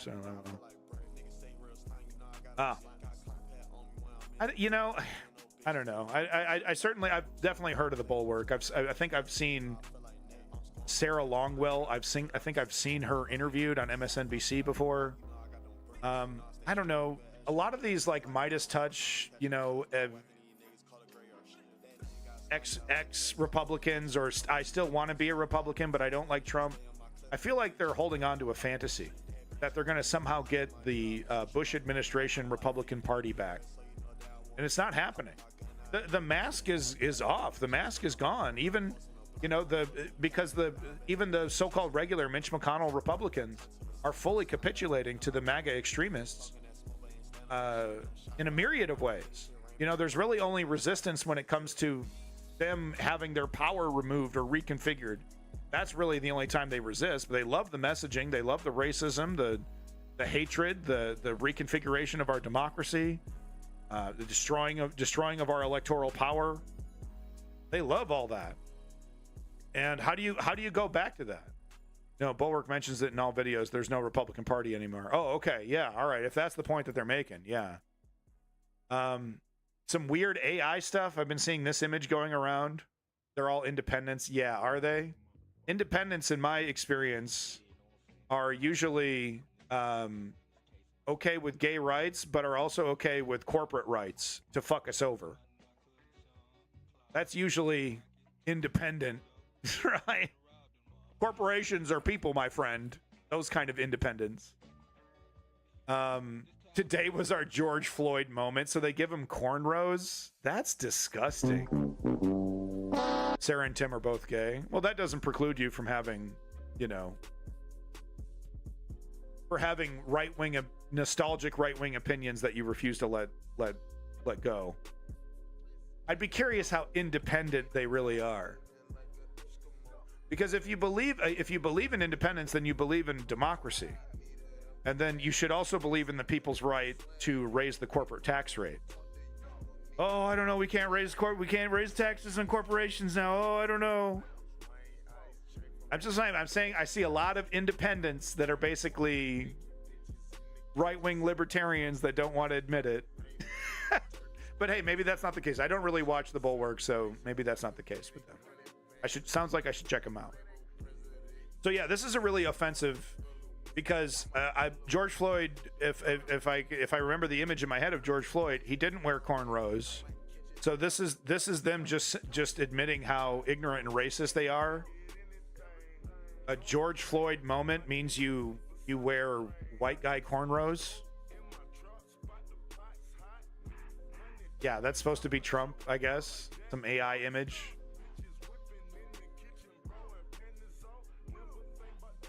Yeah, of course, Trump's rigged trial. He says he literally didn't change his message one bit. The comments that he made when he walked out after his guilty verdict might as well have been the comments that he made day one. It's all rigged. It's all rigged. They hate me. And the reason why that is that he knew from day one that he was guilty. His lawyers were like, this is a documented crime. You're busted. His lawyers at the beginning were probably saying, look, we should settle. We should admit guilt, and we could get a lower, we could get punished less if we just admit it now, because there's no way we can get our way. No, we're gonna try and delay. Once I become president, I can pardon myself. He knew from day one he was guilty. That's why these sound exactly the same from day one. Rigged trial by a conflicted judge who was corrupt. Conflicted judge. It's a rigged trial of disgrace. This was a rigged, disgraceful trial. Our whole country is being rigged right now, and I think. I love how he says this shit with a smile. He kind of knows. He kind of knows, doesn't he? It's just a disgrace. We have a country that's. Oh, you think so, Yogi? You think what are you going to do with it when Trump is gone? Who are you without Trump, Yogi? Who are you, buddy?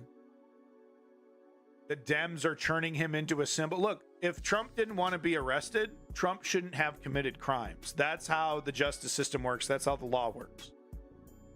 Joe Biden has been so standoffish. He put Merrick Garland in charge. And the Jack Smith stuff has been delayed and delayed and delayed. It's going to the Supreme Court. He started 2 years late. Talk about hands off. This is not. I know you desperately need this to be a political witch hunt for your little victimhood narrative, Yogi. But it is so. I gotta say, Joe Biden. As much as I criticize Joe, because if I couldn't do what Joe Biden did for the last 3.5 years, of just staying stone cold silent on how much Trump is a criminal, and and making statements and interviews. I'd be talking crazy shit.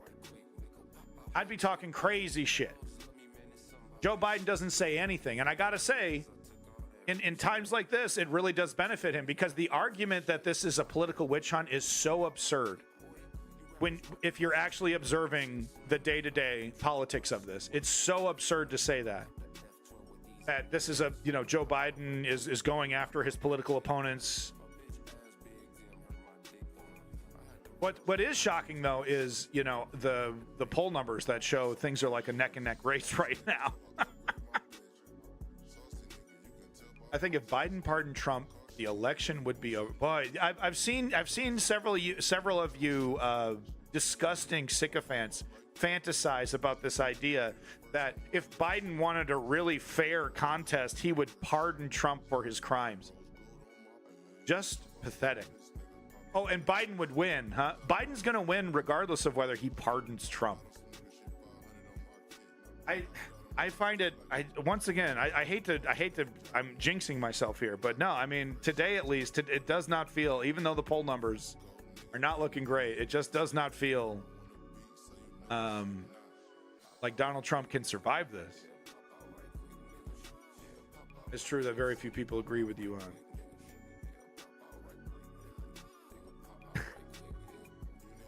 on. Death Dandelion. I totally wildly disagree with Alex Jones and all the conspiracy crap surrounding 9/11. But I do think something is up with 9/11 because buildings don't just crumble into their own footprint after a fire, especially steel-built, steel-framed high-rise buildings. They don't just collapse. That's something that is true that very few people agree with me. They immediately, oh, yeah, you agree with Alex. You agree with Alex. You're a truther. You're a truther. They immediately smear me as someone who fully agrees with Alex Jones and all that madness. And of course I don't. But I refuse to believe this lie that those 3 buildings during 9/11 collapsed in a neat little footprint after a fire that happened for a couple hours. I know, I get in a lot of trouble. But that's one thing that a lot of people disagree with me on. No, see, and that's what I'm saying, Hashim. No, of course I don't believe in flat Earth. Of course I don't believe, the birds aren't real. They immediately start. Oh, you agree with Alex Jones and all the crazies. You agree. They immediately start with that. That's one thing that I find really most fascinating about 9/11 is the knee-jerk need to accept the lies. Because think about it. If we windmills kill birds. Well, are we going to deny that windmills kill birds sometimes now? Okay, no. But no, because if you think about it, with 9/11, right? If you question 9/11, you have to question the entire United States foreign policy stance since 9/11. You have to literally dismantle, your belief on what America is justified in doing and all that. But yeah, no, I don't agree with the fucking Alex Jones and all that. But you asked a question about, hey, what's something that is true that very few people agree with you on? And it has to, look, buildings don't do that, folks. They just don't. They just don't. And what I tell people is I encourage you to do the legwork, do some research. There's actually independent information that you can get that's not from Alex Jones, that's not from, what was it, what was that famous Dollars and Cents? What was that famous 9/11 movie that came out? Oh my God, he goes through the whole thing here. He's got all the memes. Okay, this guy's pretty funny. Make sure you like and subscribe. I've scared away all my viewers with 9/11 conspiracy theories. I shouldn't have answered that. I knew I shouldn't have answered that question, but I got to keep it real. I always keep it real, and that's one of the things I consistently keep it real on that people hate me for. Hayden and Dis in 2016, the night when the candidate Trump said Mexicans were drug dealers, criminals, and rapists. Oh, that's pretty clever. Yeah, all right. Wait, is this a swastika like the going both sides? So which is it? Is he a Zen Buddhist or is he a fascist? Which one? Isn't it? He's got him flipped around. All right, I don't know. I feel bad. I feel bad for the, you see images of people wearing swastikas before Nazi Germany, because it used to be this symbol of peace and love. And Biden was just asked about Trump blaming him for his 34 felony convictions. Hold on. Are you serious? Are you serious? Hold on. Donald Trump refers to himself as a political prisoner and blames you directly. What's your response to that, sir? Do you think the conviction will have an impact on the campaign? We'd love to hear your thoughts, sir. Should he be on the ballot, sir? Donald Trump refers to himself as a political prisoner and blames you directly. What's your response to that, sir? Do you think the conviction will have an impact on the campaign? We'd love to hear your thoughts, sir. Should he be on the ballot, sir? Donald Trump refers to himself as a political prisoner and blames you directly. What's your response to that, sir? Just gives him a look and smiles. Do you think the conviction will have an impact on the campaign? No fucking way, dude.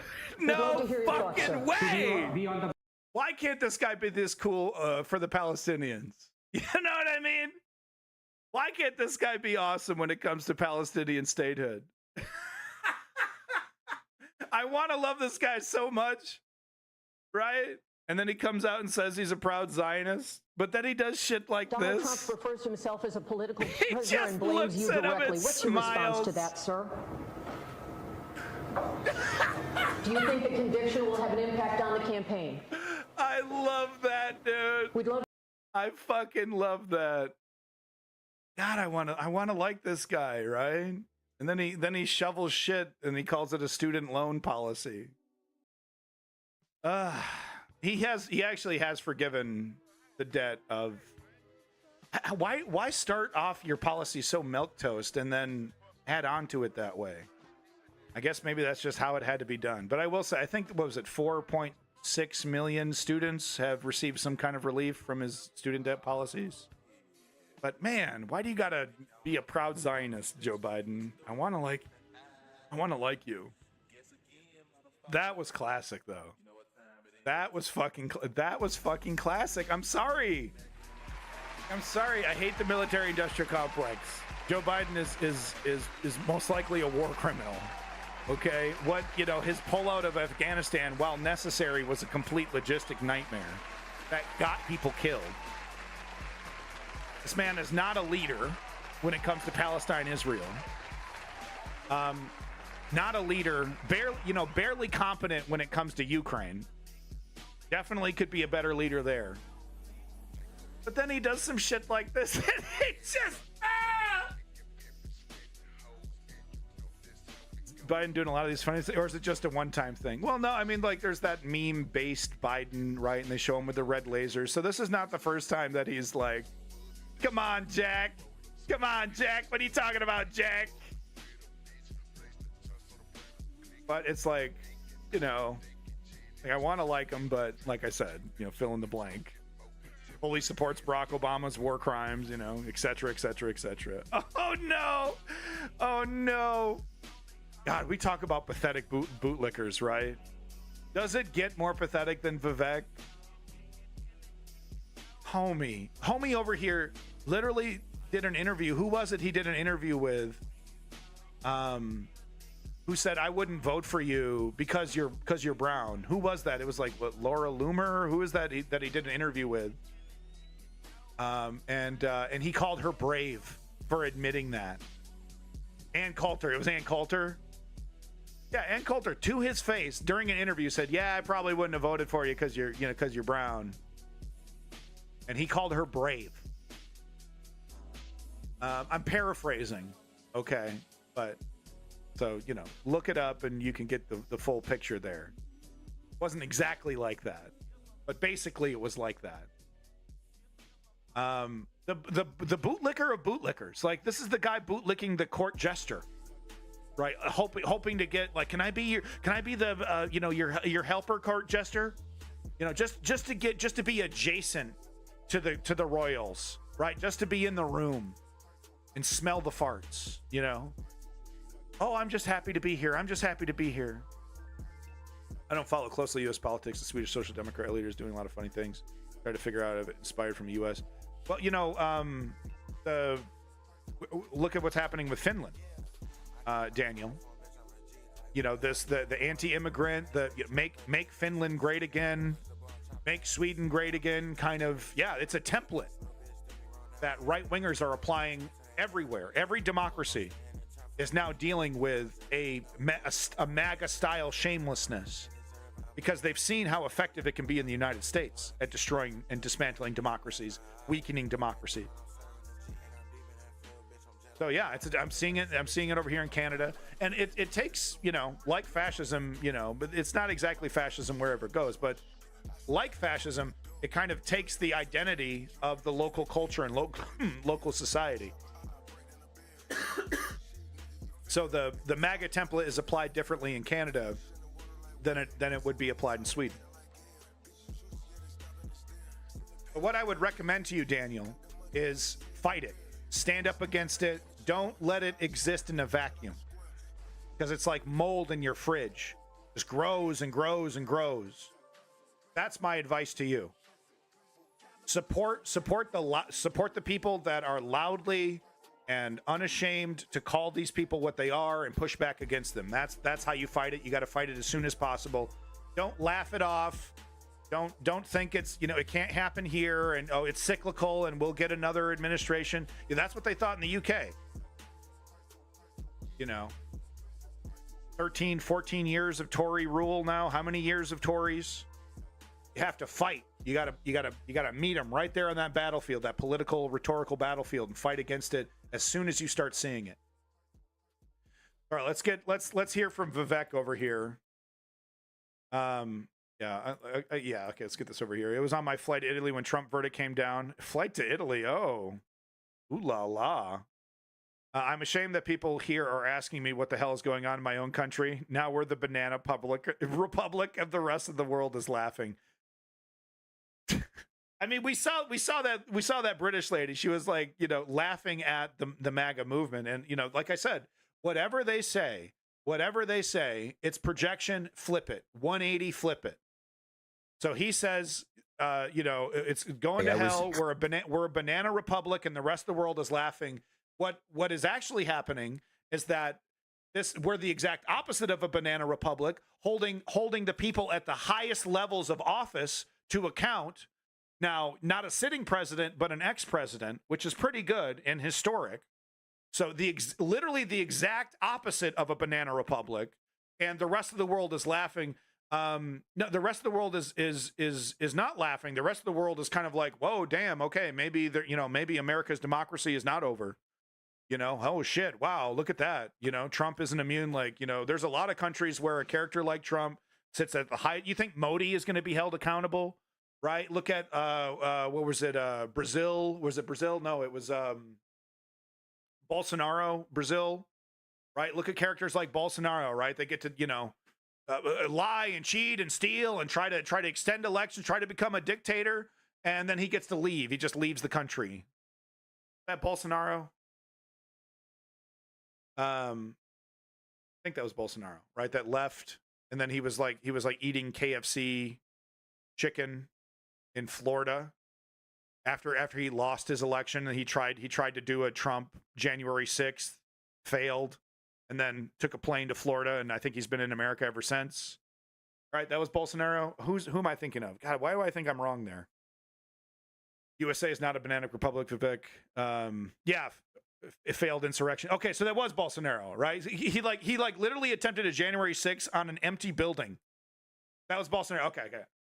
Sometimes I get mixed up. My imposter syndrome kicks in. But no, he tried to do a little fake January 6th on a building that was empty. All the politicians that were supposed to be there because the business was done like a couple days before. They were on vacation.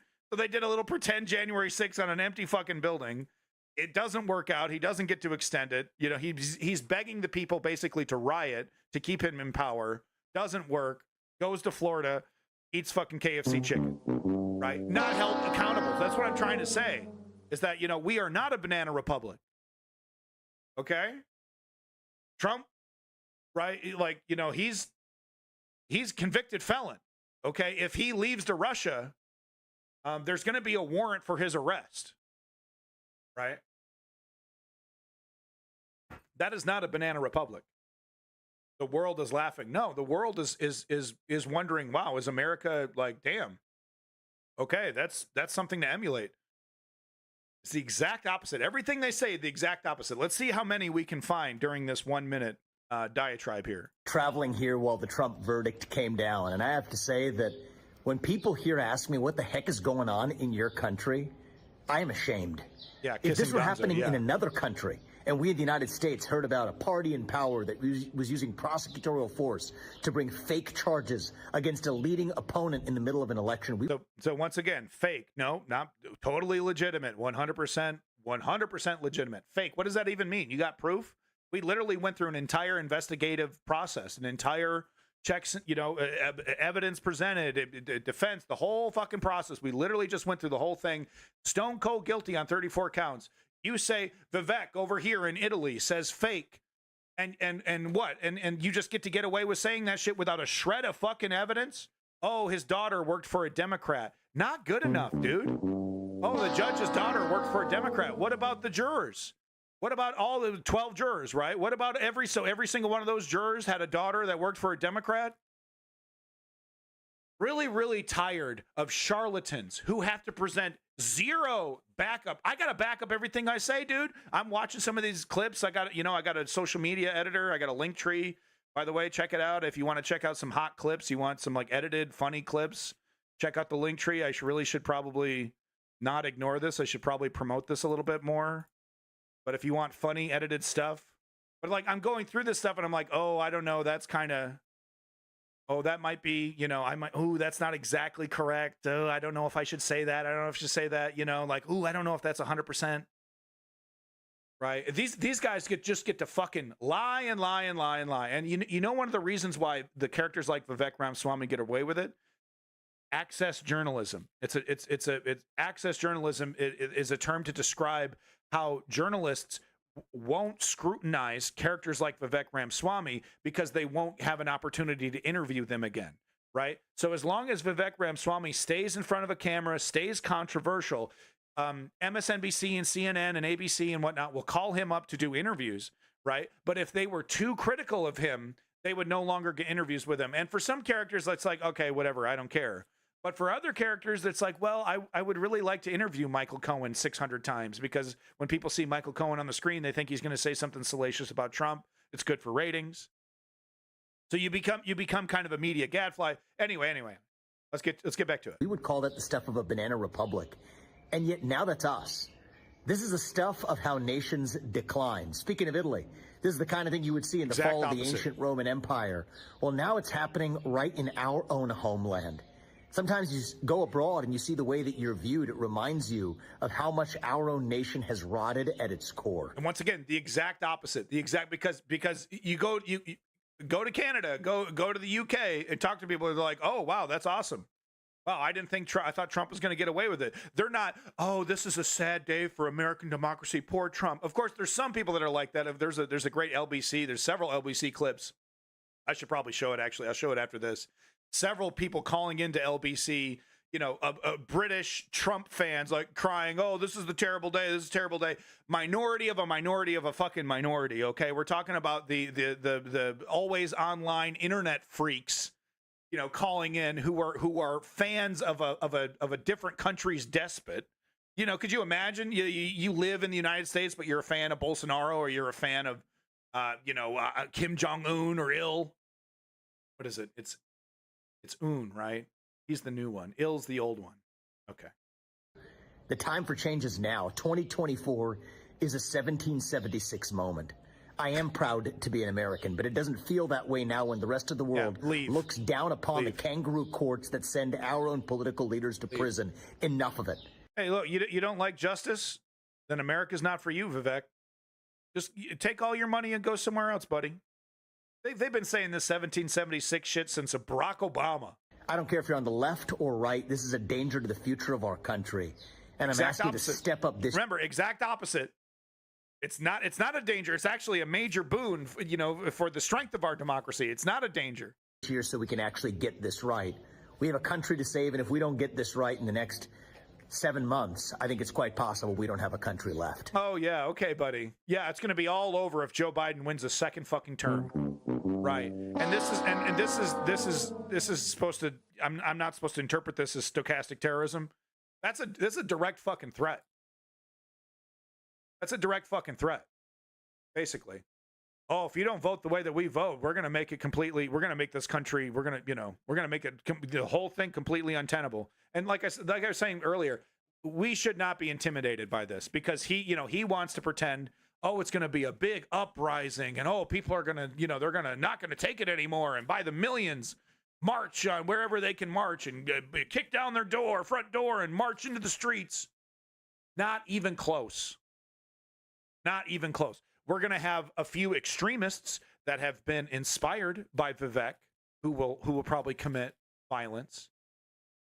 But we're not going to have some, countrywide January 6th. Like I said, if it does happen, it would be after Donald Trump wins and Joe Biden hands over power to a dictator because he believes in the process and he believes in democracy. And he'll gladly hand over that power to a dictator. And it will be the Civil War will be from the AG, from the Justice Department, deputizing this extreme political minority into enforcing its draconian authoritarian changes, to the country and democracy. And Vivek will be happy to be there. Vivek will be a so happy deputy. He'll be like, I'm the Duke of California now. I was installed into power by the Donald Trump administration. Happy to lick those boots, right? Characters like MTG and Lauren Boebert, they understand that they are not, they don't excel academically. They don't excel, philosophically. They don't have a lot of interesting ideas, but they do know how to bootlick to power. They do know how to make, the person above them, say what they want to hear and back them up and defend them vociferously in their lies and in their grifts. They know how to do that, right? And that's exactly the characters like Vivek are the exact people that Donald Trump wants to surround him, right? Ones that are ambitious enough to destroy the people around them, but cowardly enough to think like, oh, I can't challenge the power of Donald Trump. Like, maybe one day. But that amazing mix of cowardice and ambition that creates the perfect bootlicker. That's Vivek. So let me show you this LBC clip.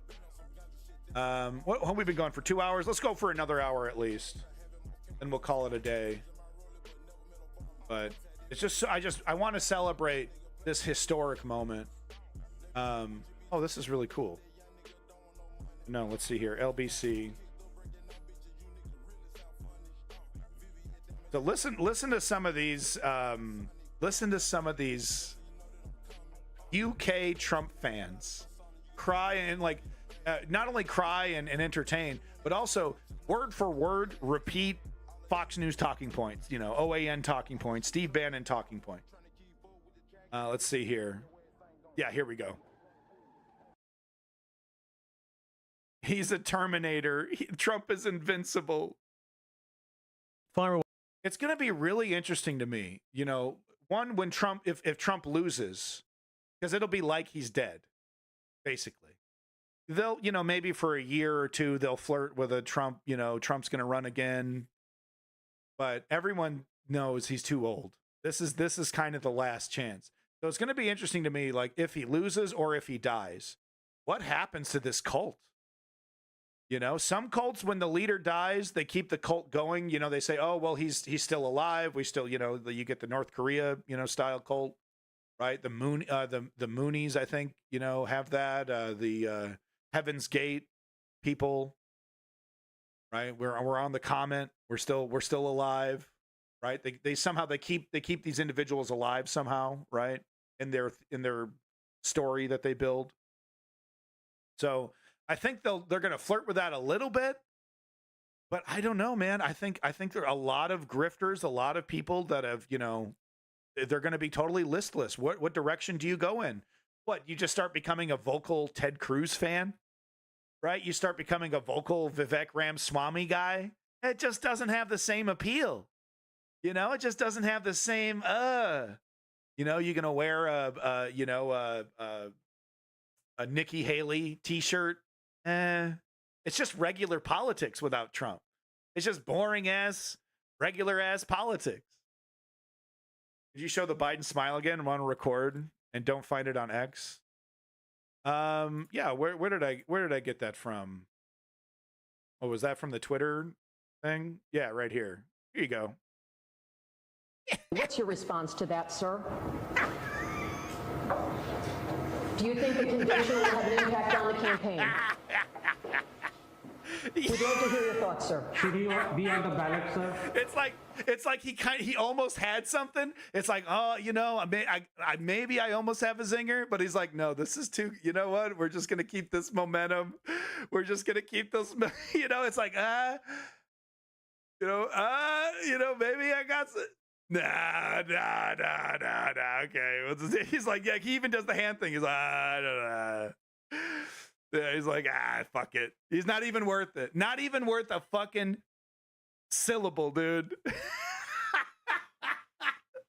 It's like I'm not going to respect that question with a response or an answer, and because it is totally absurd. So here, let me give you the link to this tweet. Oh, you're still here, Yogi? What, are you a masochist? Do you just like, you like to lose? You like to be like degraded? Is this like a sexual thing? There you go, Dragon, by the way, there's the link. Is this like a sex thing for you? What's going on with my DLive? Is this not something not working correctly? No, that's working right. Get this going here. Okay, I said it was gonna. Okay, this is amazing. Listen to this. You're gonna love this. Away. It's a joke. It's a joke. It's a joke. It's very entertaining. Listen, he's going to get away with it and he's going to win. Watch November. Yeah, this is just a play. He's not going to go to prison. I know that. Like, what is this person going to do if Trump loses? Like, the whole house of cards falls apart. You know, who is this person without this? It's kind of going to be like the people that Obama supporters during the Obama election. When the election is over, it's like, okay, who am I? I've been like obsessed with Obama, by this for the last 2 years. It's been an election, and now, but for Trump, it's like, what has this been 6 or 8 years of Trump? Since the start of his, winning the election. So I guess even before that, during that first election, my God, that's what you want. That's not going to happen. Trump's going to win. You see all my black people, my Hispanic, what he did in the Bronx? That was amazing. That was a success. And I know that it's very cringy for you. He's going to win. Trump is a Terminator. He's a cyborg. You can't stop him. You can do whatever you want. Well, Joe Biden stopped him last time around, didn't he? He's a 10-man walking, mate. But he did, Oliver. I mean, he lost to Joe Biden. No. So you can't stop him. This is a new Trump. This is a new one. Watch. A new what? No, Yogi, I'm not used to viewers. No, I'm not. Not sexual, no. You're still trying to make this point? Trump is a convicted felon. Yogi, do you admit that Trump is a convicted felon? Just watch. November. What am I watching? You're going to cry. Listen, you can't stop this man. What do you like about him? He's invincible. He's invincible so much that he lost the last election he ran in. He's so invincible he lost to Joe Biden. He's still totally impenetrable. Totally impenetrable. No, you see, this is why you just gotta vote. You gotta do your own, political activism. This neoliberal fantasy that we can convert the right wing is just that, a total fantasy. We have to convert the people that have become cynical, that are checked out of the process, the non-voters. Those are the people we need to be targeting on the left. We need to re-inspire them with policies, with politicians that actually, once they get into power, actually try to enact these policies that leverage their power for progressive left values. Once they get into power, that's how we get more voters. That's how we build a coalition. We don't run to the right and try to get this guy's vote. Joe Biden is going to go to a nursing home. Wow, Yogi, you're so pathetic, man. You're so pathetic. Asterix, huh? What do you think about the Kyle Rittenhouse trial, Yogi? Could you answer that question? Are you just gonna not answer that one? But do you think it was that was a good trial? Kyle Rittenhouse innocent, wasn't a miscarriage of justice at all? Oliver, I'll leave it there. Thank you for your call. Oliver in South Harrow. The left in America after Trump from day one. I think he's going to be the next president of the United States without a shadow of a doubt. And I think we need him because he got on with Putin, he got on with Kim Il-jung, and he got on with the Chinese. No, when Trump dies, we actually gain quite a bit. Still waiting for that answer. Problem is that Biden isn't a good example of progressive. No, exactly, Lizzie. No, that's what I'm saying. It's like, we can't allow the destinies of the world, the neoliberals of the world, to convince us that this is the best and only way forward for the left, is through this decrepit, creaky DNC Joe Biden, administration. We don't have much of a choice right now. Once we really, if you're in a swing state, if you're in a purple state, I do advise for you to vote Joe Biden. Right? If you're in a safe state, do whatever the hell you want. You're basically irrelevant. Thanks, Electoral College. But if you live in a safe state, fucking vote for Krusty the Clown for all I care. But if you live in a purple state, I do recommend you vote Joe Biden. But yeah, I totally agree. Joe Biden is not does not represent the left. I mean, is not even remotely close to representing what real progressive left values are. But it's up to the progressive left movement to use the lever, to use the power of our democracy to make this change while we have our democracy, because we're right on the cusp of losing our ability to make these changes democratically. Was out of his mind being near the riots. He had a gun to put himself in the best of another crazy person in a sad affair. Not really. So Yogi, wow, thank you so much for having some common sense. It didn't answer the question. Do you think the Kyle Rittenhouse was a miscarriage of justice, or do you agree with the verdict? Because Kyle Rittenhouse is a clear example of a miscarriage of justice.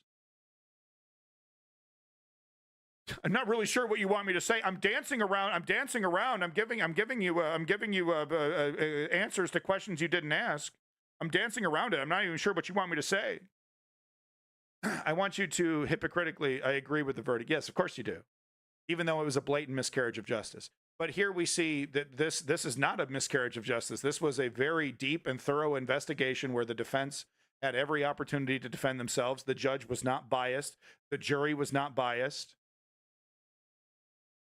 This was not a miscarriage of justice, right? That's what I'm trying to point out, is that you're a hypocrite.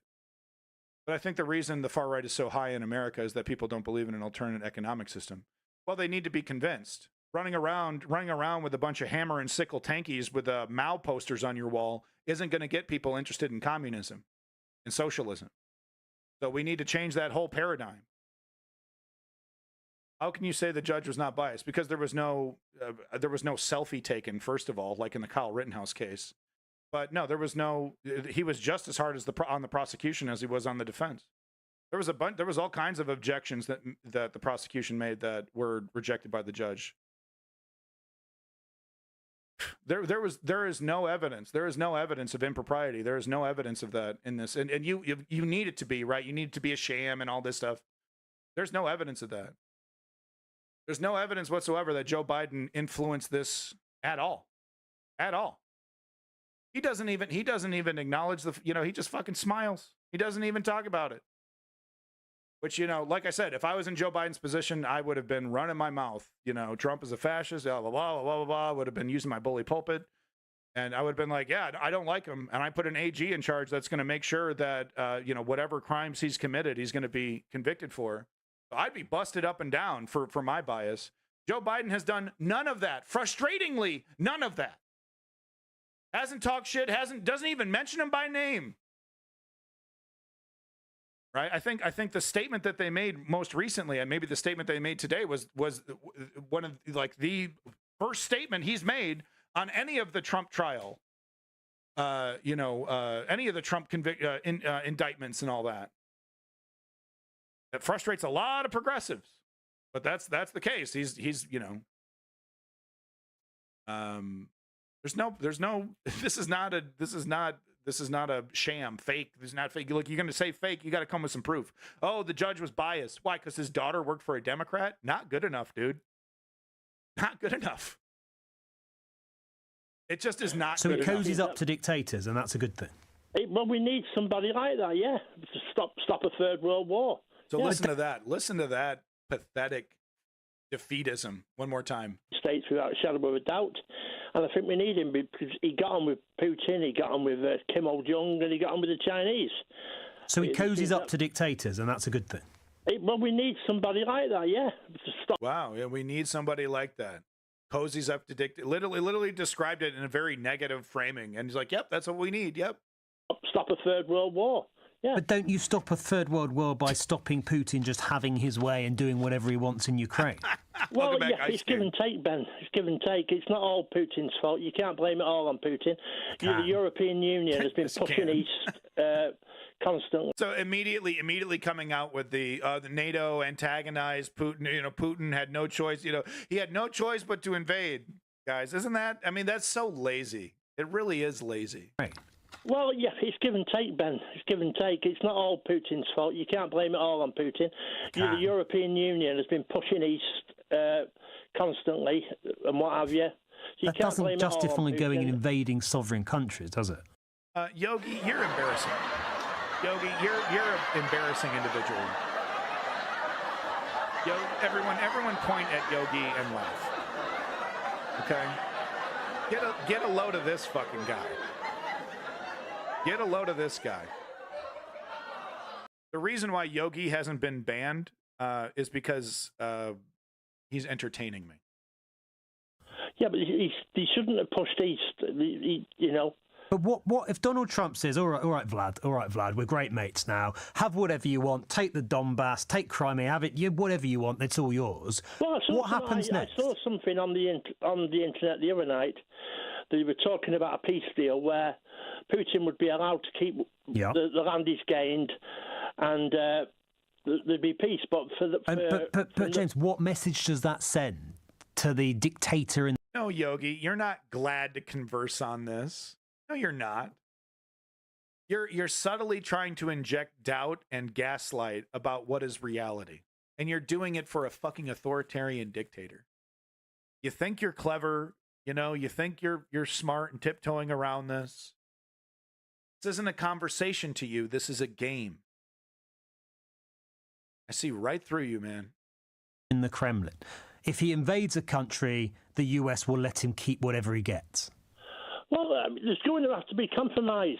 And then he goes after Moldova, and then he goes after Estonia, maybe a bit of Latvia. Quite fancies a bit of Lithuania. I mean, that's just propaganda from the West.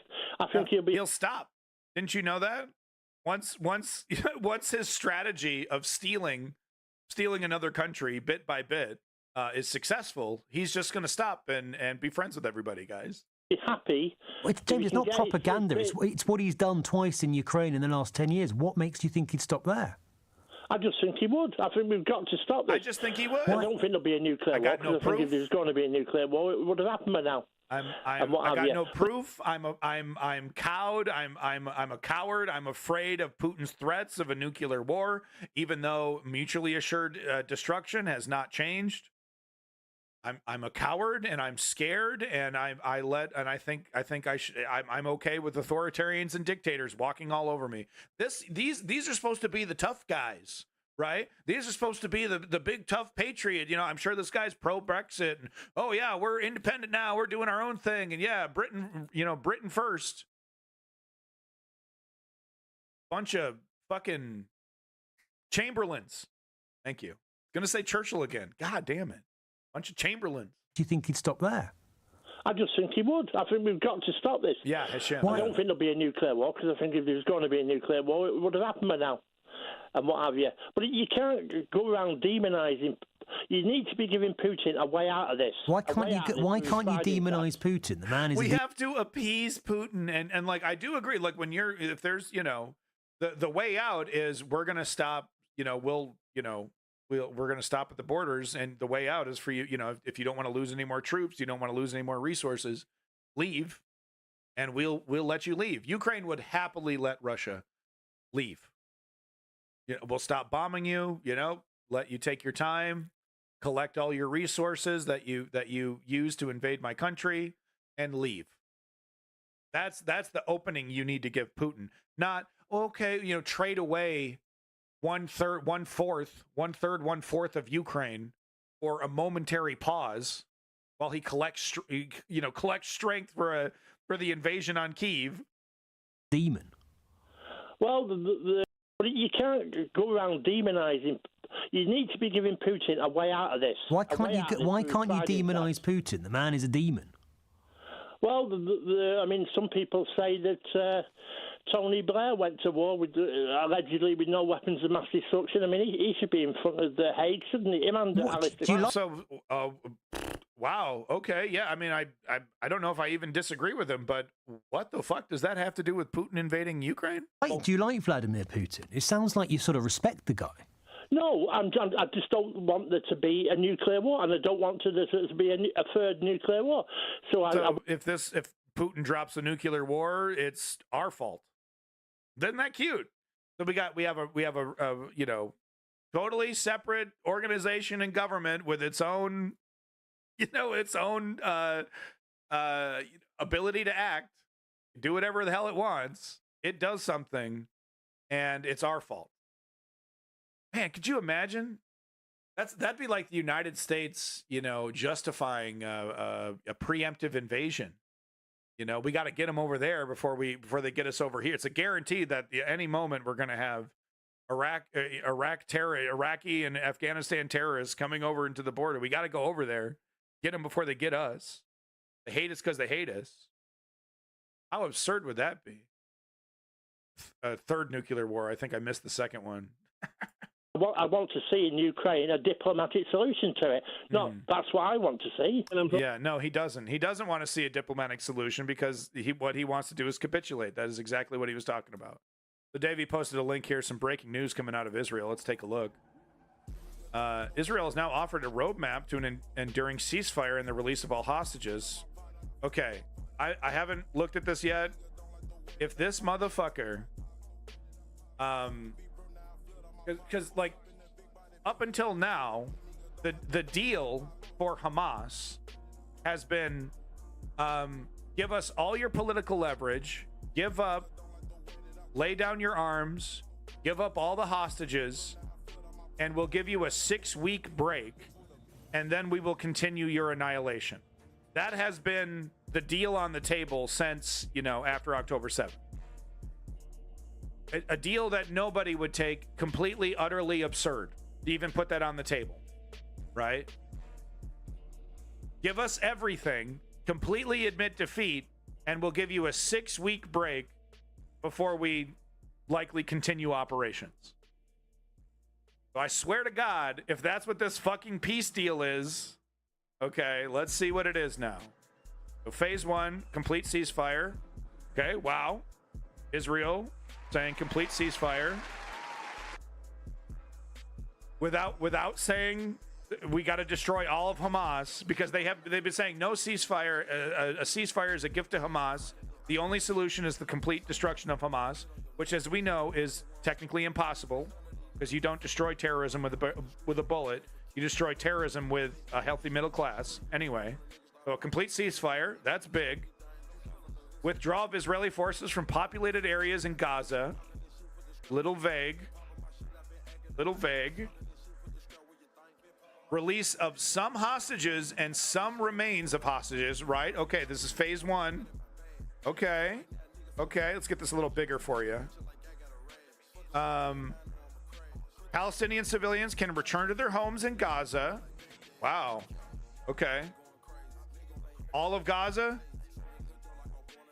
A surge in humanitarian aid. That's phase 1. Wow. That looks like a legitimate peace deal. Have I gone blind? Am I having a stroke? Is this a legitimate peace deal? Phase 2. A permanent end to hostilities. Wow. Where's the mission? Where's the mission to destroy Hamas? Exchange for the release of the remaining living hostages. Israeli forces withdraw from Gaza. Right. Well, hey, Pat, did you know it's actually against Twitch's TOS to advocate for a genocide? That is what you're advocating for, right? Destroying all the Palestinians? Mr. Spitzfax, you're advocating for the destruction of all the Palestinian people, killing them. Okay, so exchange for the release of remaining living hostages, Israeli forces withdraw from Gaza. Phase 3, major reconstruction plan for Gaza, final remains of hostages. This is too good to be true. This is too good to be true. No, because Ben-Gvir, so Gallant is like, yes, this is the direction we should go in. Bibi Netanyahu, this doesn't work for him politically. This does not work for Bibi Netanyahu politically. Spitzfax, I'm expecting an answer to my question. Israel has now offered a roadmap to so this is from the POTUS here, and the release of all the hostages yesterday. Proposal was transmitted by Qatar to Hamas. Today, I want to lay out its terms for the world. This is untenable for Bibi Netanyahu and untenable for Ben-Gvir for a completely different set of reasons. Ben-Gvir wants Gaza. Ben-Gvir agrees with the settlers. He wants to take Gaza. He wants to do what they're doing to the West Bank, to the Gaza Strip. This is untenable. People are if Bibi Netanyahu agrees to this, people are going to be like, oh, yep, Hamas defeated you. You promised us that you were going to destroy Hamas, and Hamas still lives. Hamas still exists. We knew from day one that it was absurd. Like when Bibi Netanyahu was making these claims, we're going to destroy Hamas. We knew it was ridiculous from day one. There was, of course, one person in our chat, our proud old school Republican, would you know it, who was convinced, and I guess, are you still convinced, Davey, that Hamas can be defeated? Oh, well, they could do it. I mean, I know America failed with $2 trillion in Afghanistan to even, put a dent into the Taliban. But, ISIL was reduced in capability. ISIL was reduced in capability, so I don't see why Israel can't completely eliminate Hamas. Except every sensible person who knew what they were talking about told you that you were wrong. Sorry to call you out. But do we now accept that there is no defeating Hamas? It's still Davey over here. You see what I mean? No amount of evidence. There's no amount of evidence that could be presented to you for you to unmoor yourself from this, quite frankly, ignorance. Oh yeah, no. I mean, it could still happen. We could still defeat Hamas with more violence, with more military action. I mean, we just got to double down, triple down, right? Reminds me of Vietnam, right? There were a lot of people who were like, oh yeah, we just should have gone harder in Vietnam. We should have just, gone out and done, kill more people. Vietnam's not a very large place. We could, contain the whole area. And...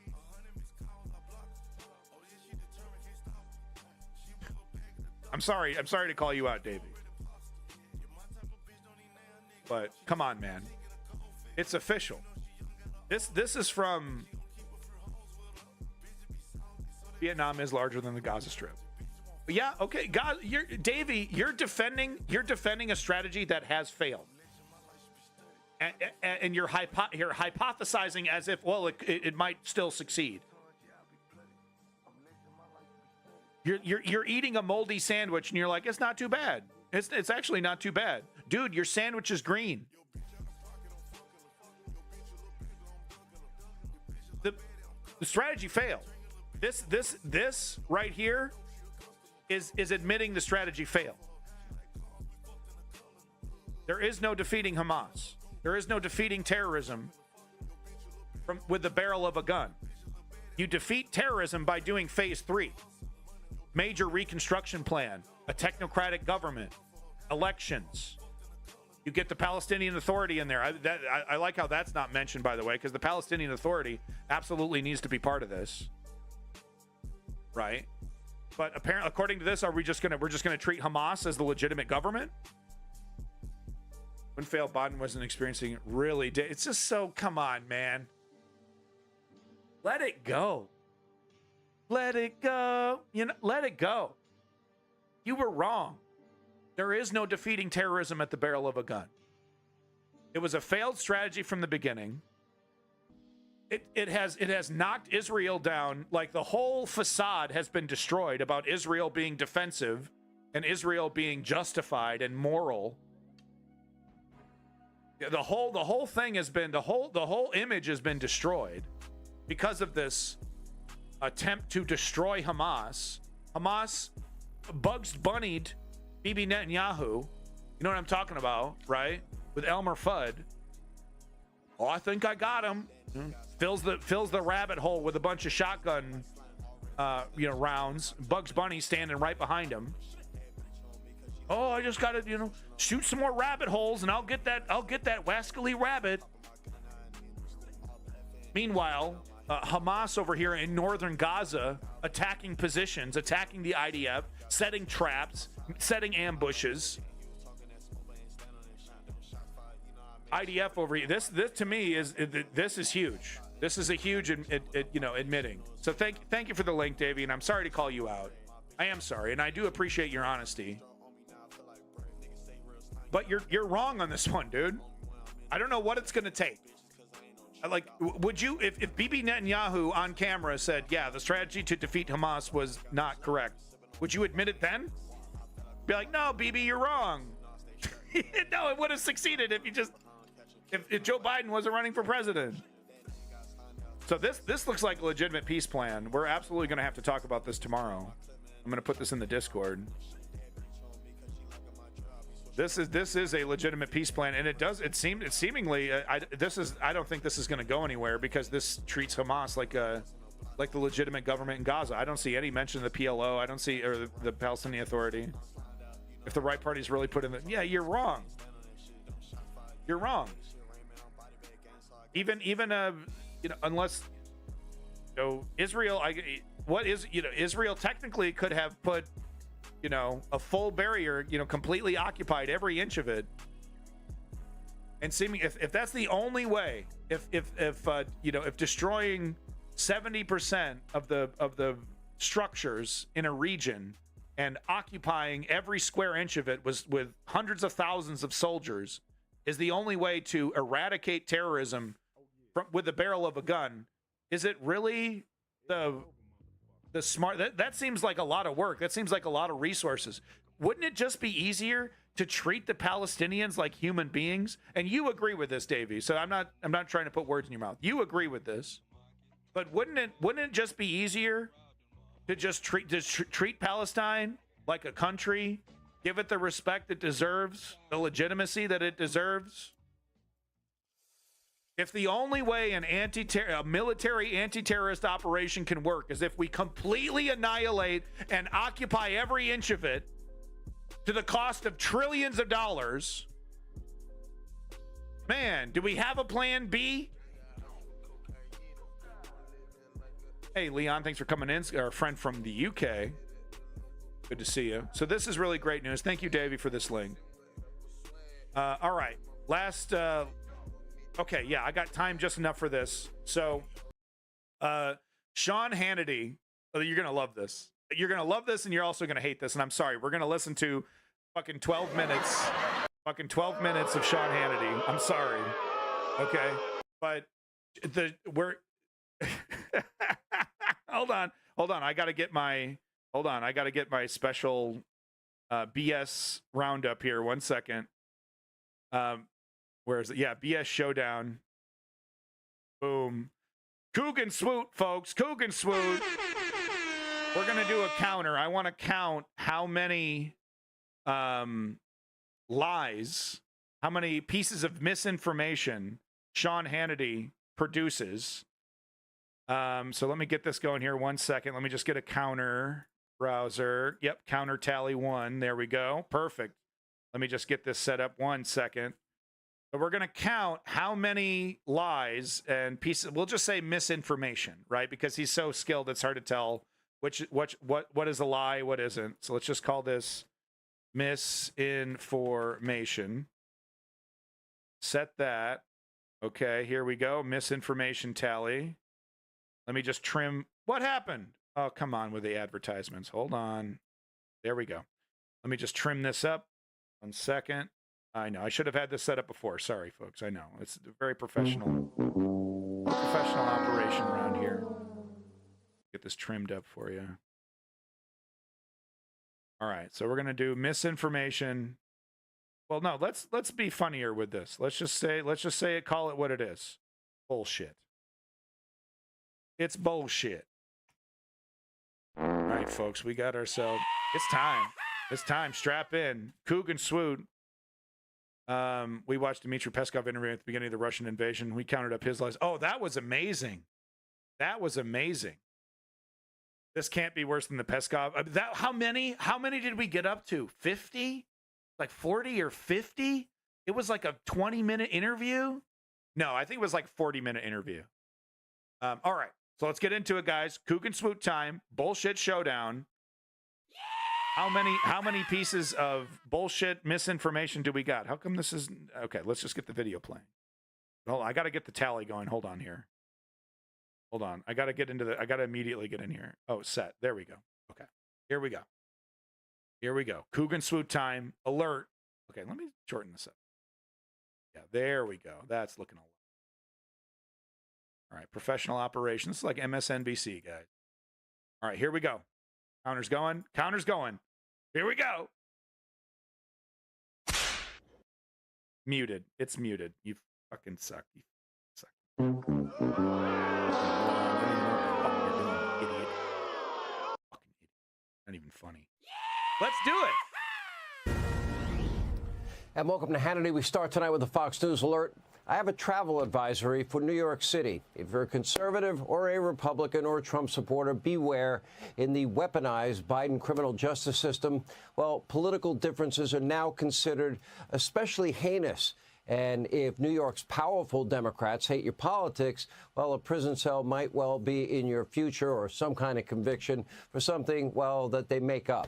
Without a second thought, well, these Democrats, they'll make up a crime, conduct a show trial, rig a conviction with a handpicked Biden-donating judge, regardless of the evidence, if they could even explain it. And just hours ago, the former president of the United States, now running for a second term, Donald J. Trump, was convicted on all 34 felony counts and will be sentenced, just a few days before the Republican convention. How convenient. But most Americans... I mean, that's bullshit, but it's just speculation. Including people in that very courtroom, can't even identify the alleged felonies. Handpicked. That's because this is a conviction without... No, that's a lie right there. He just said they can't even identify the felonies. Dude, there's a detailed list of all 34 counts, of all 34 indictments. What is he talking about? But most Americans, including people in that very courtroom, can't even identify the alleged felonies. That's because this is a conviction without a crime against Joe Biden's chief political rival in the middle of a presidential campaign. The only so-called evidence was uncorroborated testimony. No, lies. That's a total lie. Cohen was the last witness. They called like a dozen people. They called a bunch of people. It wasn't just Cohen. That's a total lie. From a serial liar who admits he has an ulterior motive, who is even likely caught lying on the stand during his testimony, we'll see over time, and is now also an admitted thief on top of everything. But of course, the left, they will celebrate. They will sing, they will dance, they will high five. I sung and I danced. You bet I did. I high five, dude. Gleefully call Trump a convicted felon. Gleefully. Fuck all day, baby. All day.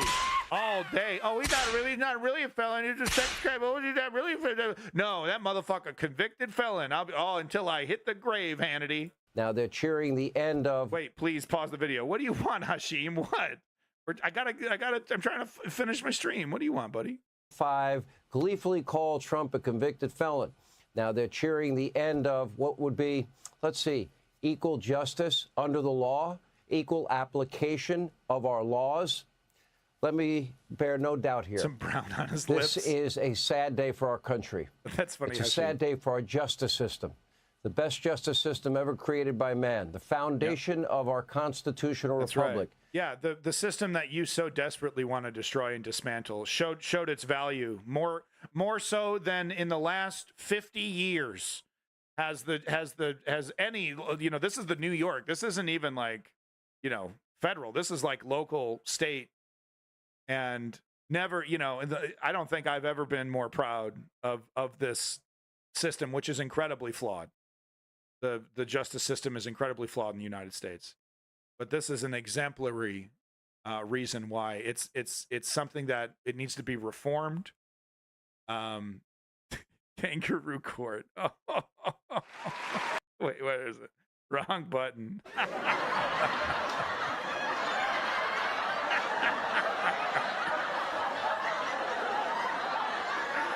Oh, shit. All right, let's get back to it. It's literally dying before your eyes. Lawfare now rules the day. If a former president running for a second term with near unlimited resources can be treated like this, no one is safe. This should send a chill down the spine of every business leader and politician, not just in New York, frankly, because we have a weaponized Department of Justice under Joe Biden. You step out of line, a corrupt Democrat of some kind somewhere will throw you in jail. But if you beat the living hell out of a police officer or old people in New York City, and it's on video, don't worry, no bail needed and a slap on the wrist. Is that so? Once again, a what about argument that does not work in the law? That's not how this works.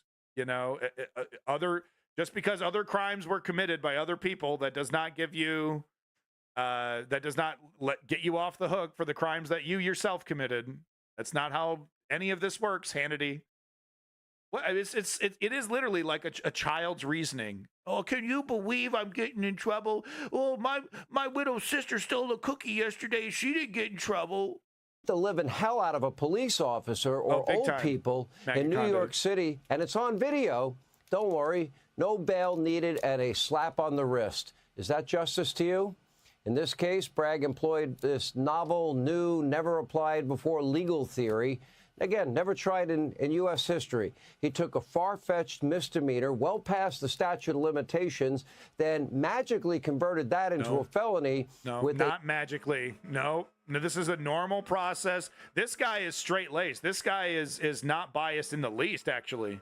You know, you got the issues with the Fani Willis stuff, right? Alvin Bragg is the exact opposite of Fani Willis. He is spotless. He is known as a buttoned up, straight to business kind of guy who actually holds a lot of respect, by his colleagues for his professionalism.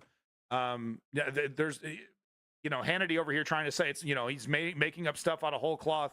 Not even close. Not even. Oh, he turned a mountain into a molehill into a mountain. A misdemeanor and magically turned in. No. A misdemeanor turned into felonies.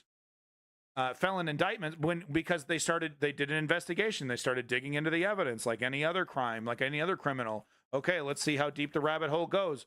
Oh, wow, this is a, smelly cesspool. And look, we got it up to 34 counts. Once we actually dug in and did our job and, yeah, exactly. He just literally did his job. Once he dug in, the misdemeanors, hey, if you get caught on it happens literally to any citizen. Right? They get you in on something small. They do an investigation into your finances. They do an investigation in your life. Oh, wow. You committed these other crimes. Oh, well, you don't get to go to the judge and say, oh, well, wait, this guy over here committed the crime last year and he was found innocent. He committed the same crime. He was found innocent. How come I'm getting it's unfair? Your daughter works for a politician. Imagine a regular guy. Your daughter does this. Your daughter. Excuse me. Are we talking about the judge? Right? Are we talking about my fucking daughter right now? Hold this man in contempt of court for 30 fucking days. If he some regular schmuck tries the Trump tactics. But no, this is a really dangerous. Oh, no big deal. A partisan witch hunt. Magically turn a misdemeanor into a felony. That is no. This man followed the process. He followed the money. He did a proper documented every inch of this motherfucker. This guy does not put shit up, apparently, according to other analysis that I've heard. This guy doesn't put shit up unless he has the evidence, which was why Alvin Bragg initially delayed this trial, because he was still digging in. And it's like he won all 34 of those, and it wasn't 35 with one innocent, right? He only put up the ones that he knew were slam dunks, and they were slam dunks because they were fucking documented. Name on the document. I'm lying. You can't get around that stuff. Again, never tried in U.S. history. He took a far-fetched misdemeanor, well past the statute of limitations, then magically converted that into a felony with a federal law based on some nebulous, unspecified federal election violation that was never tried. Not nebulous, not unspecified, totally specified. It's not. The guilty verdict doesn't say and some other stuff, and he was guilty for some other stuff and we don't like him and we hate him, and it's all documented. Charged or prosecuted, of which he has zero jurisdiction. Bragg then multiplied that same charge 34 times. That's a shady maneuver called count stacking. The case that mysteriously made its way to a far-left partisan judge named Juan Merchan, who, by the way, donated to Joe Biden. Merchan's daughter. Yogi, that's you. You love it. He doesn't have to prove that, huh? Hannity doesn't have to prove anything of what he says. He's saying these things without a shred of evidence. Meanwhile, in reality land, Yogi, in reality land, the case is documented. the crimes are clear.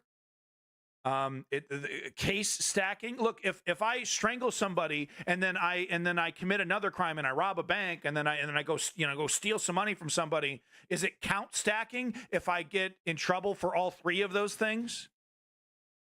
So is that how you get away with crimes? If you're a person like Donald Trump, you just commit a bunch of them because it's count stacking. Oh, you're going to get me for everything? Oh my God, you're so lame. Oh my God, yeah, okay, I committed a lot of crimes, whatever. You're stacking it against, you're so biased against me. Oh my God, we're going to document every single crime, every single falsehood, and you're going to hold me accountable for each one of those? Oh my God, this is such a kangaroo court. A Democratic political operative who reports say may very well profit from this very trial. That would be cause for recusal, but no one... Yogi, I don't even know what the fuck you're talking about. You're literally floundering, man. You're literally just making shit up. The crimes were misdemeanor clerical errors 12 minutes ago. Says fucking who? It started off as a misdemeanor and then an investigation was done. The money was followed. More crimes were uncovered and the criminal is now been convicted of those crimes. That's how the justice system works. That's the law. You don't get a special, well, I'm important and people like me and I have money pass for the justice system. That's the whole fucking point of this country. That's the whole point. Goes all the way back to George Washington. And if you don't like it, suck it. You don't like equal justice? Suck it. In New York's fake justice system saw this as what? A conflict of interest? Remember, he was purposely picked for every single Trump-related case rather than having a pool that they chose from as per... So he's talking about Trump's desperate attempt to move the case to a more biased location like Florida, right, where there's a bunch of DeSantis-appointed judges. Let's not forget, some of these characters, I think Juan Merchan was installed by Bloomberg. Motherfucking Bloomberg. You know? I don't think this guy's some, you know, some Eileen Cannon style partisan. Usual course of business. This was a dream come true for Juan Merchan. He never even tried to hide his bias, according to witnesses in the courtroom. No bias. Merchan just simply coddled the prosecution, allowing rampant speculation, irrelevant, immaterial smears against Donald Trump. He all but encouraged the prosecution to mislead the jury and insinuate that Michael Cohen's election crimes were tied to this case. He should be viewed as an accessory to the Trump crimes before the conviction. That happened earlier today. Very different story with the defense. Merchan actually blocked testimony from an election law expert, Bradley Smith, former head of the FEC. He berated Trump's team and their key witness. There were a lot of attempts to inject a lot of unnecessary information that were unrelated, right? A lot of so-called experts that were there to basically try to character assassinate the prosecution's witnesses and inject a bunch of non sequiturs and a bunch of political nonsense. And Judge Merchan put the kibosh on that pretty quickly. That's what Sean Hannity is talking about. Actually blocked testimony from an election law expert, Bradley Smith, former head of the FEC.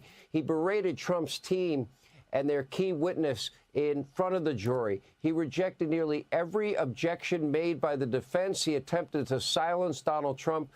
Literally over here, Fox News using Alan Dershowitz quotes to defend themselves. You're pulling out, pedos that hung out with Epstein as your expert. Pretty pathetic. Alan Dershowitz rips Tyrant for outrageous rulings in Trump trial. Never seen spectacle like this. Alan Dershowitz doing exactly, filling the role that he knows needs to be filled. Alan Dershowitz over here, wearing the cloak of academia. Oh, I'm an expert. When you talk to actual experts about Alan Dershowitz's opinions, especially in the last fucking 20 years, when he's gone off the deep end, turned himself into a right-wing weapon, People who actually know what they're talking about will point out that Alan Dershowitz is a hack who makes inaccurate, hyperbolic statements that benefit right-wing narratives over the truth. With what was a clearly unconstitutional gag order, and perhaps worst of all, his jury instructions were completely unconstitutional, telling jurors they didn't need to agree on what the phantom law was or the phantom underlying election felony is, as long as they... Phantom law? What's a phantom law? Is that a law that you don't like, Kennedy? Is that a law that's affecting an authoritarian that you want to install as a dictator that you don't like? Is that what a phantom law is? How does that work? So it's a law, it's on the books, but it's a phantom law. Ergo, I don't like it. I disagree with it. How does that work? What's a phantom law? The Phantom Menace. What the phantom law was or the phantom underlying election felony is, as long as they... Phantom underlying election felony. You mean the law that he broke? These phantoms that we're dealing with. It's just unbelievable. Agreed he did something wrong. That was enough for a conviction. And according to Juan Merchan, well, it did not need to be unanimous in the sense of what they believed. Naturally, the jurors didn't even specify in their ruling. In other words, Donald Trump was found. What's happening? That was insane. Well, that is because it is insane. First, we know from the 2020 Supreme... Great production values you got there, Fox. Sorry, the volume's a little too loud. Turning it down. Supreme Court ruling Ramos versus Louisiana, quote, there can be no question either that the Sixth Amendment's unanimity requirement applies to state and federal criminal trials equally. That's not all. Here is the U.S. Supreme Court ruling from Andres versus the U.S. Quote, unanimity in a jury verdict is required where the Sixth and Seventh Amendments apply. In criminal cases, this requirement of unanimity extends to all issues. And by the way... That's exactly what happened. He was found guilty by a jury of his peers. They were unanimous in their decision. I was expecting a hung jury, quite frankly. I was like, there's got to be at least one partisan that's going to go down with the ship. Because I was like, well, that partisan is going to be, you know, immediately. They got a nice warm seat ready for them on the Hannity show. Right. You know, you immediately become a Joe the Plumber like character. Oh, yeah, I'm the jury that, you know, that saved Donald. I'm the juror that saved Donald Trump. I made sure the whole process was stopped. I hung the whole jury with my partisan beliefs. I'm a hero to the right wing. They were begging for it. They were like, please, some partisan who lied to everybody and get in there. Please hang everything up. But that's not what happened. Apparently, one of the jurors was a regular viewer of right-wing news, and and it was like the perfect partisan.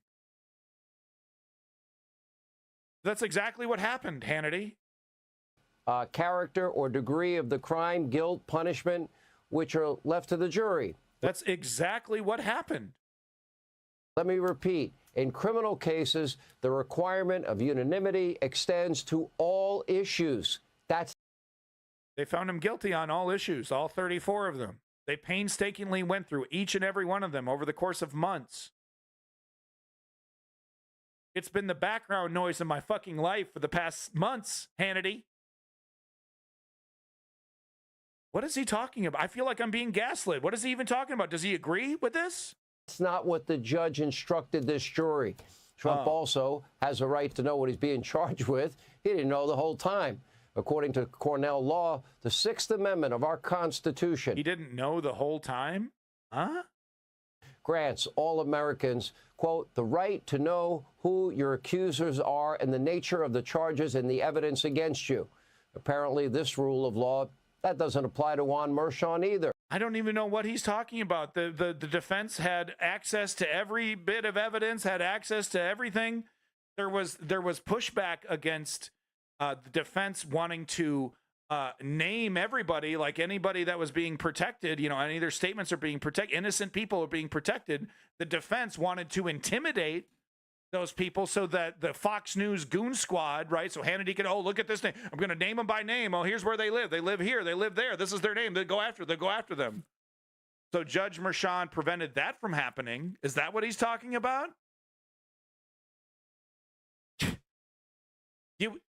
If you're innocent and you're testifying in a criminal case, you don't need to be named every time. He ignored all civil liberties during his instructions to jurors. Of course, it likely wasn't a problem for the jury.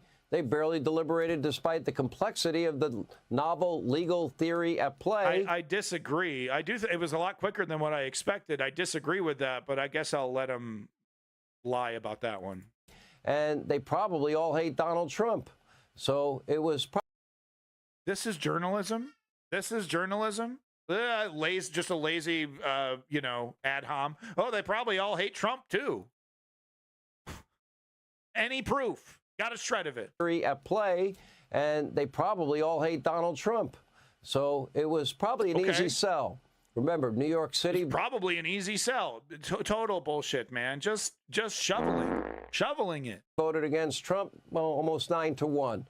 God forbid Trump got the change of venue. That would have been the right thing to do. Yeah. Please move this whole thing to Florida, where I could be protected by DeSantis and the judges that he's installed locally. Meanwhile, the crime happened in New York. It doesn't make a fucking lick of sense why crimes happened in New York need to be tried in Florida. Doesn't make a lick of sense, Hannity. And let me tell you something. If the shoe were on the other foot, right? If this was Bob Menendez, putting gold bars in his fucking suit pocket in New York, committing corruption and crimes, election crimes in New York, and he successfully gets it moved to, I don't know, California or something where it's perceived where it's gonna be lighter on him. Do we think Sean Hannity would be like, oh, that's fair. I mean, Donald Trump got his move, he got his venue moved, so that's fair. Do we? I mean, it's so blatantly and obviously partisan and hypocritical for him to say that. My goodness. Theory at play, and they probably all hate Donald Trump.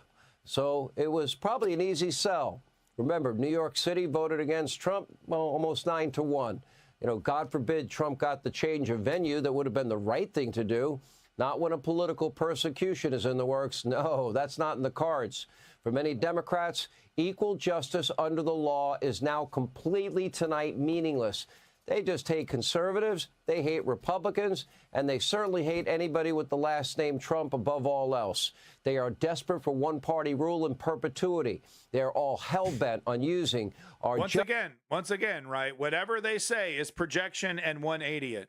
Is there any evidence whatsoever that Joe Biden, that there's a left wing, there's a neoliberal DNC version of Project 2025, that there's any interest whatsoever in converting our system into a one party, one government system in the way that the Republicans are advocating for and are effectively trying to do at every opportunity they have now in local governments? You go to Alabama, you go to Texas, you go to Kentucky. They're doing everything they can to change. Look at the picture, by the way. They're doing everything they can to change the laws so that Republicans are the only ones that win, that it's impossible for Democrats to hold any kind of power. Is there any evidence whatsoever that the neoliberals are doing that? Zero. Fucking none. None. He's making a strong case. You're changing my mind, Dari. For one-party rule in perpetuity. They're all hell-bent on using our justice system as a political weapon. We've talked about the weaponization of our justice system, a dual justice system. It is all for them a means to an end. Once again, projection 180. They want a biased, they want a two-tiered justice system, and they of course want to be in the side that is, benefiting. What's that famous statement about how right-wing conservatives, they want a system of laws that protects them but oppresses their enemies? It's exactly what they want. Now, thankfully, New York City's far-left Democrats, here's the best part of tonight. They don't have the final say. Now, here's President Trump moments after the verdict. Listen closely. This was a disgrace. This was a rigged trial by a conflicted judge who was corrupt. It's a rigged trial, a disgrace. They wouldn't give us a venue change. We were at 5% or 6% in this district, in this area. This was a rigged, disgraceful trial. But the real verdict is going to be November 5th by the people. And they know what happened here, and everybody knows what happened here. You have a Soros-backed DA and the whole thing. We didn't do a thing wrong. I'm a very innocent man, and it's okay. I'm fighting for our country. I'm fighting for our Constitution. Our whole country is being rigged right now. This was done by the Biden administration in order to wound or hurt an opponent, a political opponent. And I think it's just a disgrace. And we'll keep fighting. We'll fight till the end, and we'll win, because our country's gone to hell. We don't have the same country anymore. We have a divided mess. We're a nation in decline, serious decline. Millions and millions of people pouring into our country right now, from prisons and from mental institutions, terrorists, and they're taking over our country. We have a country that's in big trouble, but this was a rigged decision right from day one, with a conflicted judge who should have never been allowed to try this case, never. And we will fight for our Constitution. This is long from over. Thank you very much. This case is far from over, and you will get to... This case is not far from over. This case is over. This case is over. Convicted. It's all about... It's sentencing. Now it's just like, how much does he get fined, or does he go to jail? This case is over. It's really just about how badly punished is he going to be. And by the way, his attempts to intimidate the judge and intimidate, all the contempt of court violations that he's made will be part of the deliberations in his sentencing. By the way. Render the final verdict in this case in 158 days. Yeah, this case will be appealed. Donald Trump will be vindicated. I see no scenario in which this is not overturned. That's almost a certainty. But will it happen before the election or after the election? All afternoon, all evening, people have been asking me, what can we do? What can we do? What can we do? Well, as President Trump said, the real verdict will take place on November 5th. And by the way, voting early, voting by mail, overcome your reluctance and resistance, the system we're stuck with. We need legal... Isn't it so funny? They're holding on to Trump's criticism of vote by mail when it doesn't benefit him, but they also need to encourage voting at the same time. So they'd be like, oh, well, you got to do it. You vote however you can, even though it's a bad system that I hate and I want to change radically and make it worse and, remove your options. I want to remove all that, but still do it, but it's bad. Overcome your reluctance and resistance, the system we're stuck with. Oh. We need legal ballot harvesting to match the efforts of Democrats, hopefully surpass them. Partisan observers to watch the voting all day and the vote counting all night. Watch away. But if you want this lawfare to continue, elect Joe Biden. If you want the border crisis to continue, people coming from China, Russia, Iran, Syria, Yemen, Egypt, Afghanistan, Kazakhstan, vote for Joe. They're unvetted.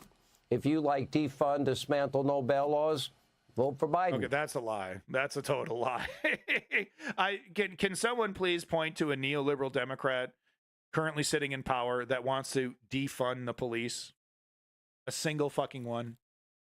If you want more Biden inflation, re-elect the guy that caused it, Joe Biden. If you're happy with the wars and the carnage overseas, Joe Biden's your guy. If you want all this, you get to decide, not 12 jurors in New York City. Ultimately, it's your choice. Americans who are rightly outraged by this verdict, they need to take away one major thing. 158 days, you get to decide, and voting early, of course, you get to decide at the ballot box. You get to deliver the final verdict. So whatever you're feeling today, depends on the state, Time to Duck. Certain states, felons are allowed to vote. Usually right-wing states, felons are not allowed to vote. May I humbly suggest you channel that into action on November the 5th. Otherwise, this is the America you will hand off to your children and your grandchildren. And it will be a steep... You mean in America that where no man is above the law? Where even ex-presidents can be convicted of their crimes. Yeah, that's exactly the kind of America I want to hand over to my kids. You betcha. Uphill battle to ever reverse course. Hey, Sean Hannity here. Hey, Sean Hannity here. I'm a complete hack. So there you go, folks. 46 bullshit statements. You know, some lies, some half-truth, some fabrications, some fantasies. But we got 46 in the span of 12 minutes. 11 minutes, 41 seconds. Coogan swoot! Coogan swoot! Yeah! Coogan swoop! Coogan swoop! So there you go, folks. That is today's democracy special. That is it. That's all I got for you today. What a great day. Look, you know, like I said, Ukraine fighting for the life. Palestinians fighting for the life.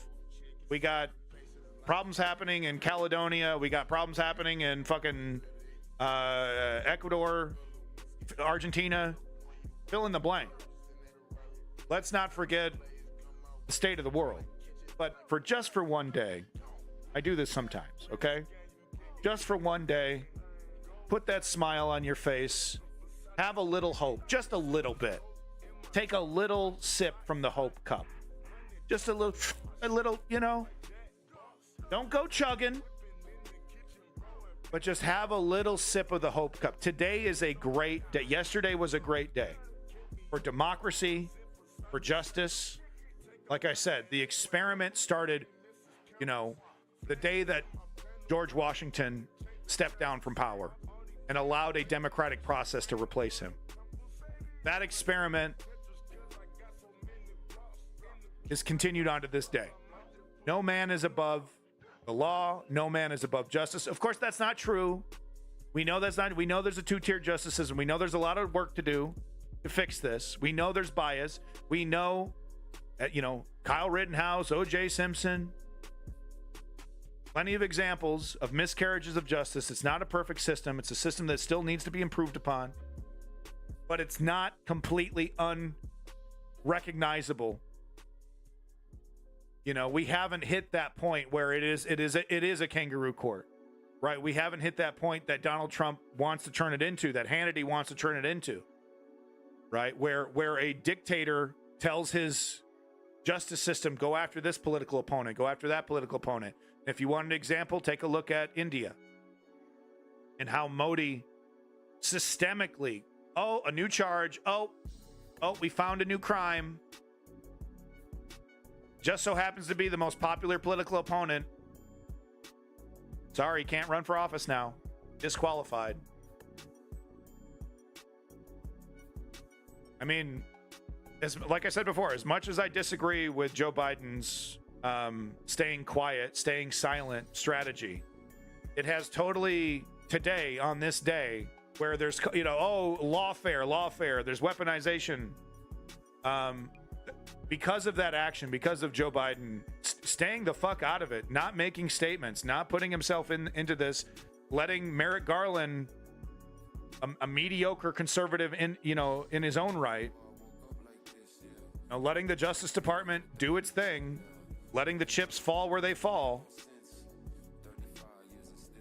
That strategy has shown itself to be successful today, because there's just no feet to that argument that this is a partisan political witch hunt. This is Joe Biden sending his goons after his political opponents because he's intimidated by Trump's electoral chances. They're going to, of course, push that narrative. It's a very attractive narrative, right? It's got a lot of conspiratorial teeth to it, but they're going to keep pushing it. But the absurdity is apparent. The absurdity of that argument is apparent, because of the actions of Joe Biden.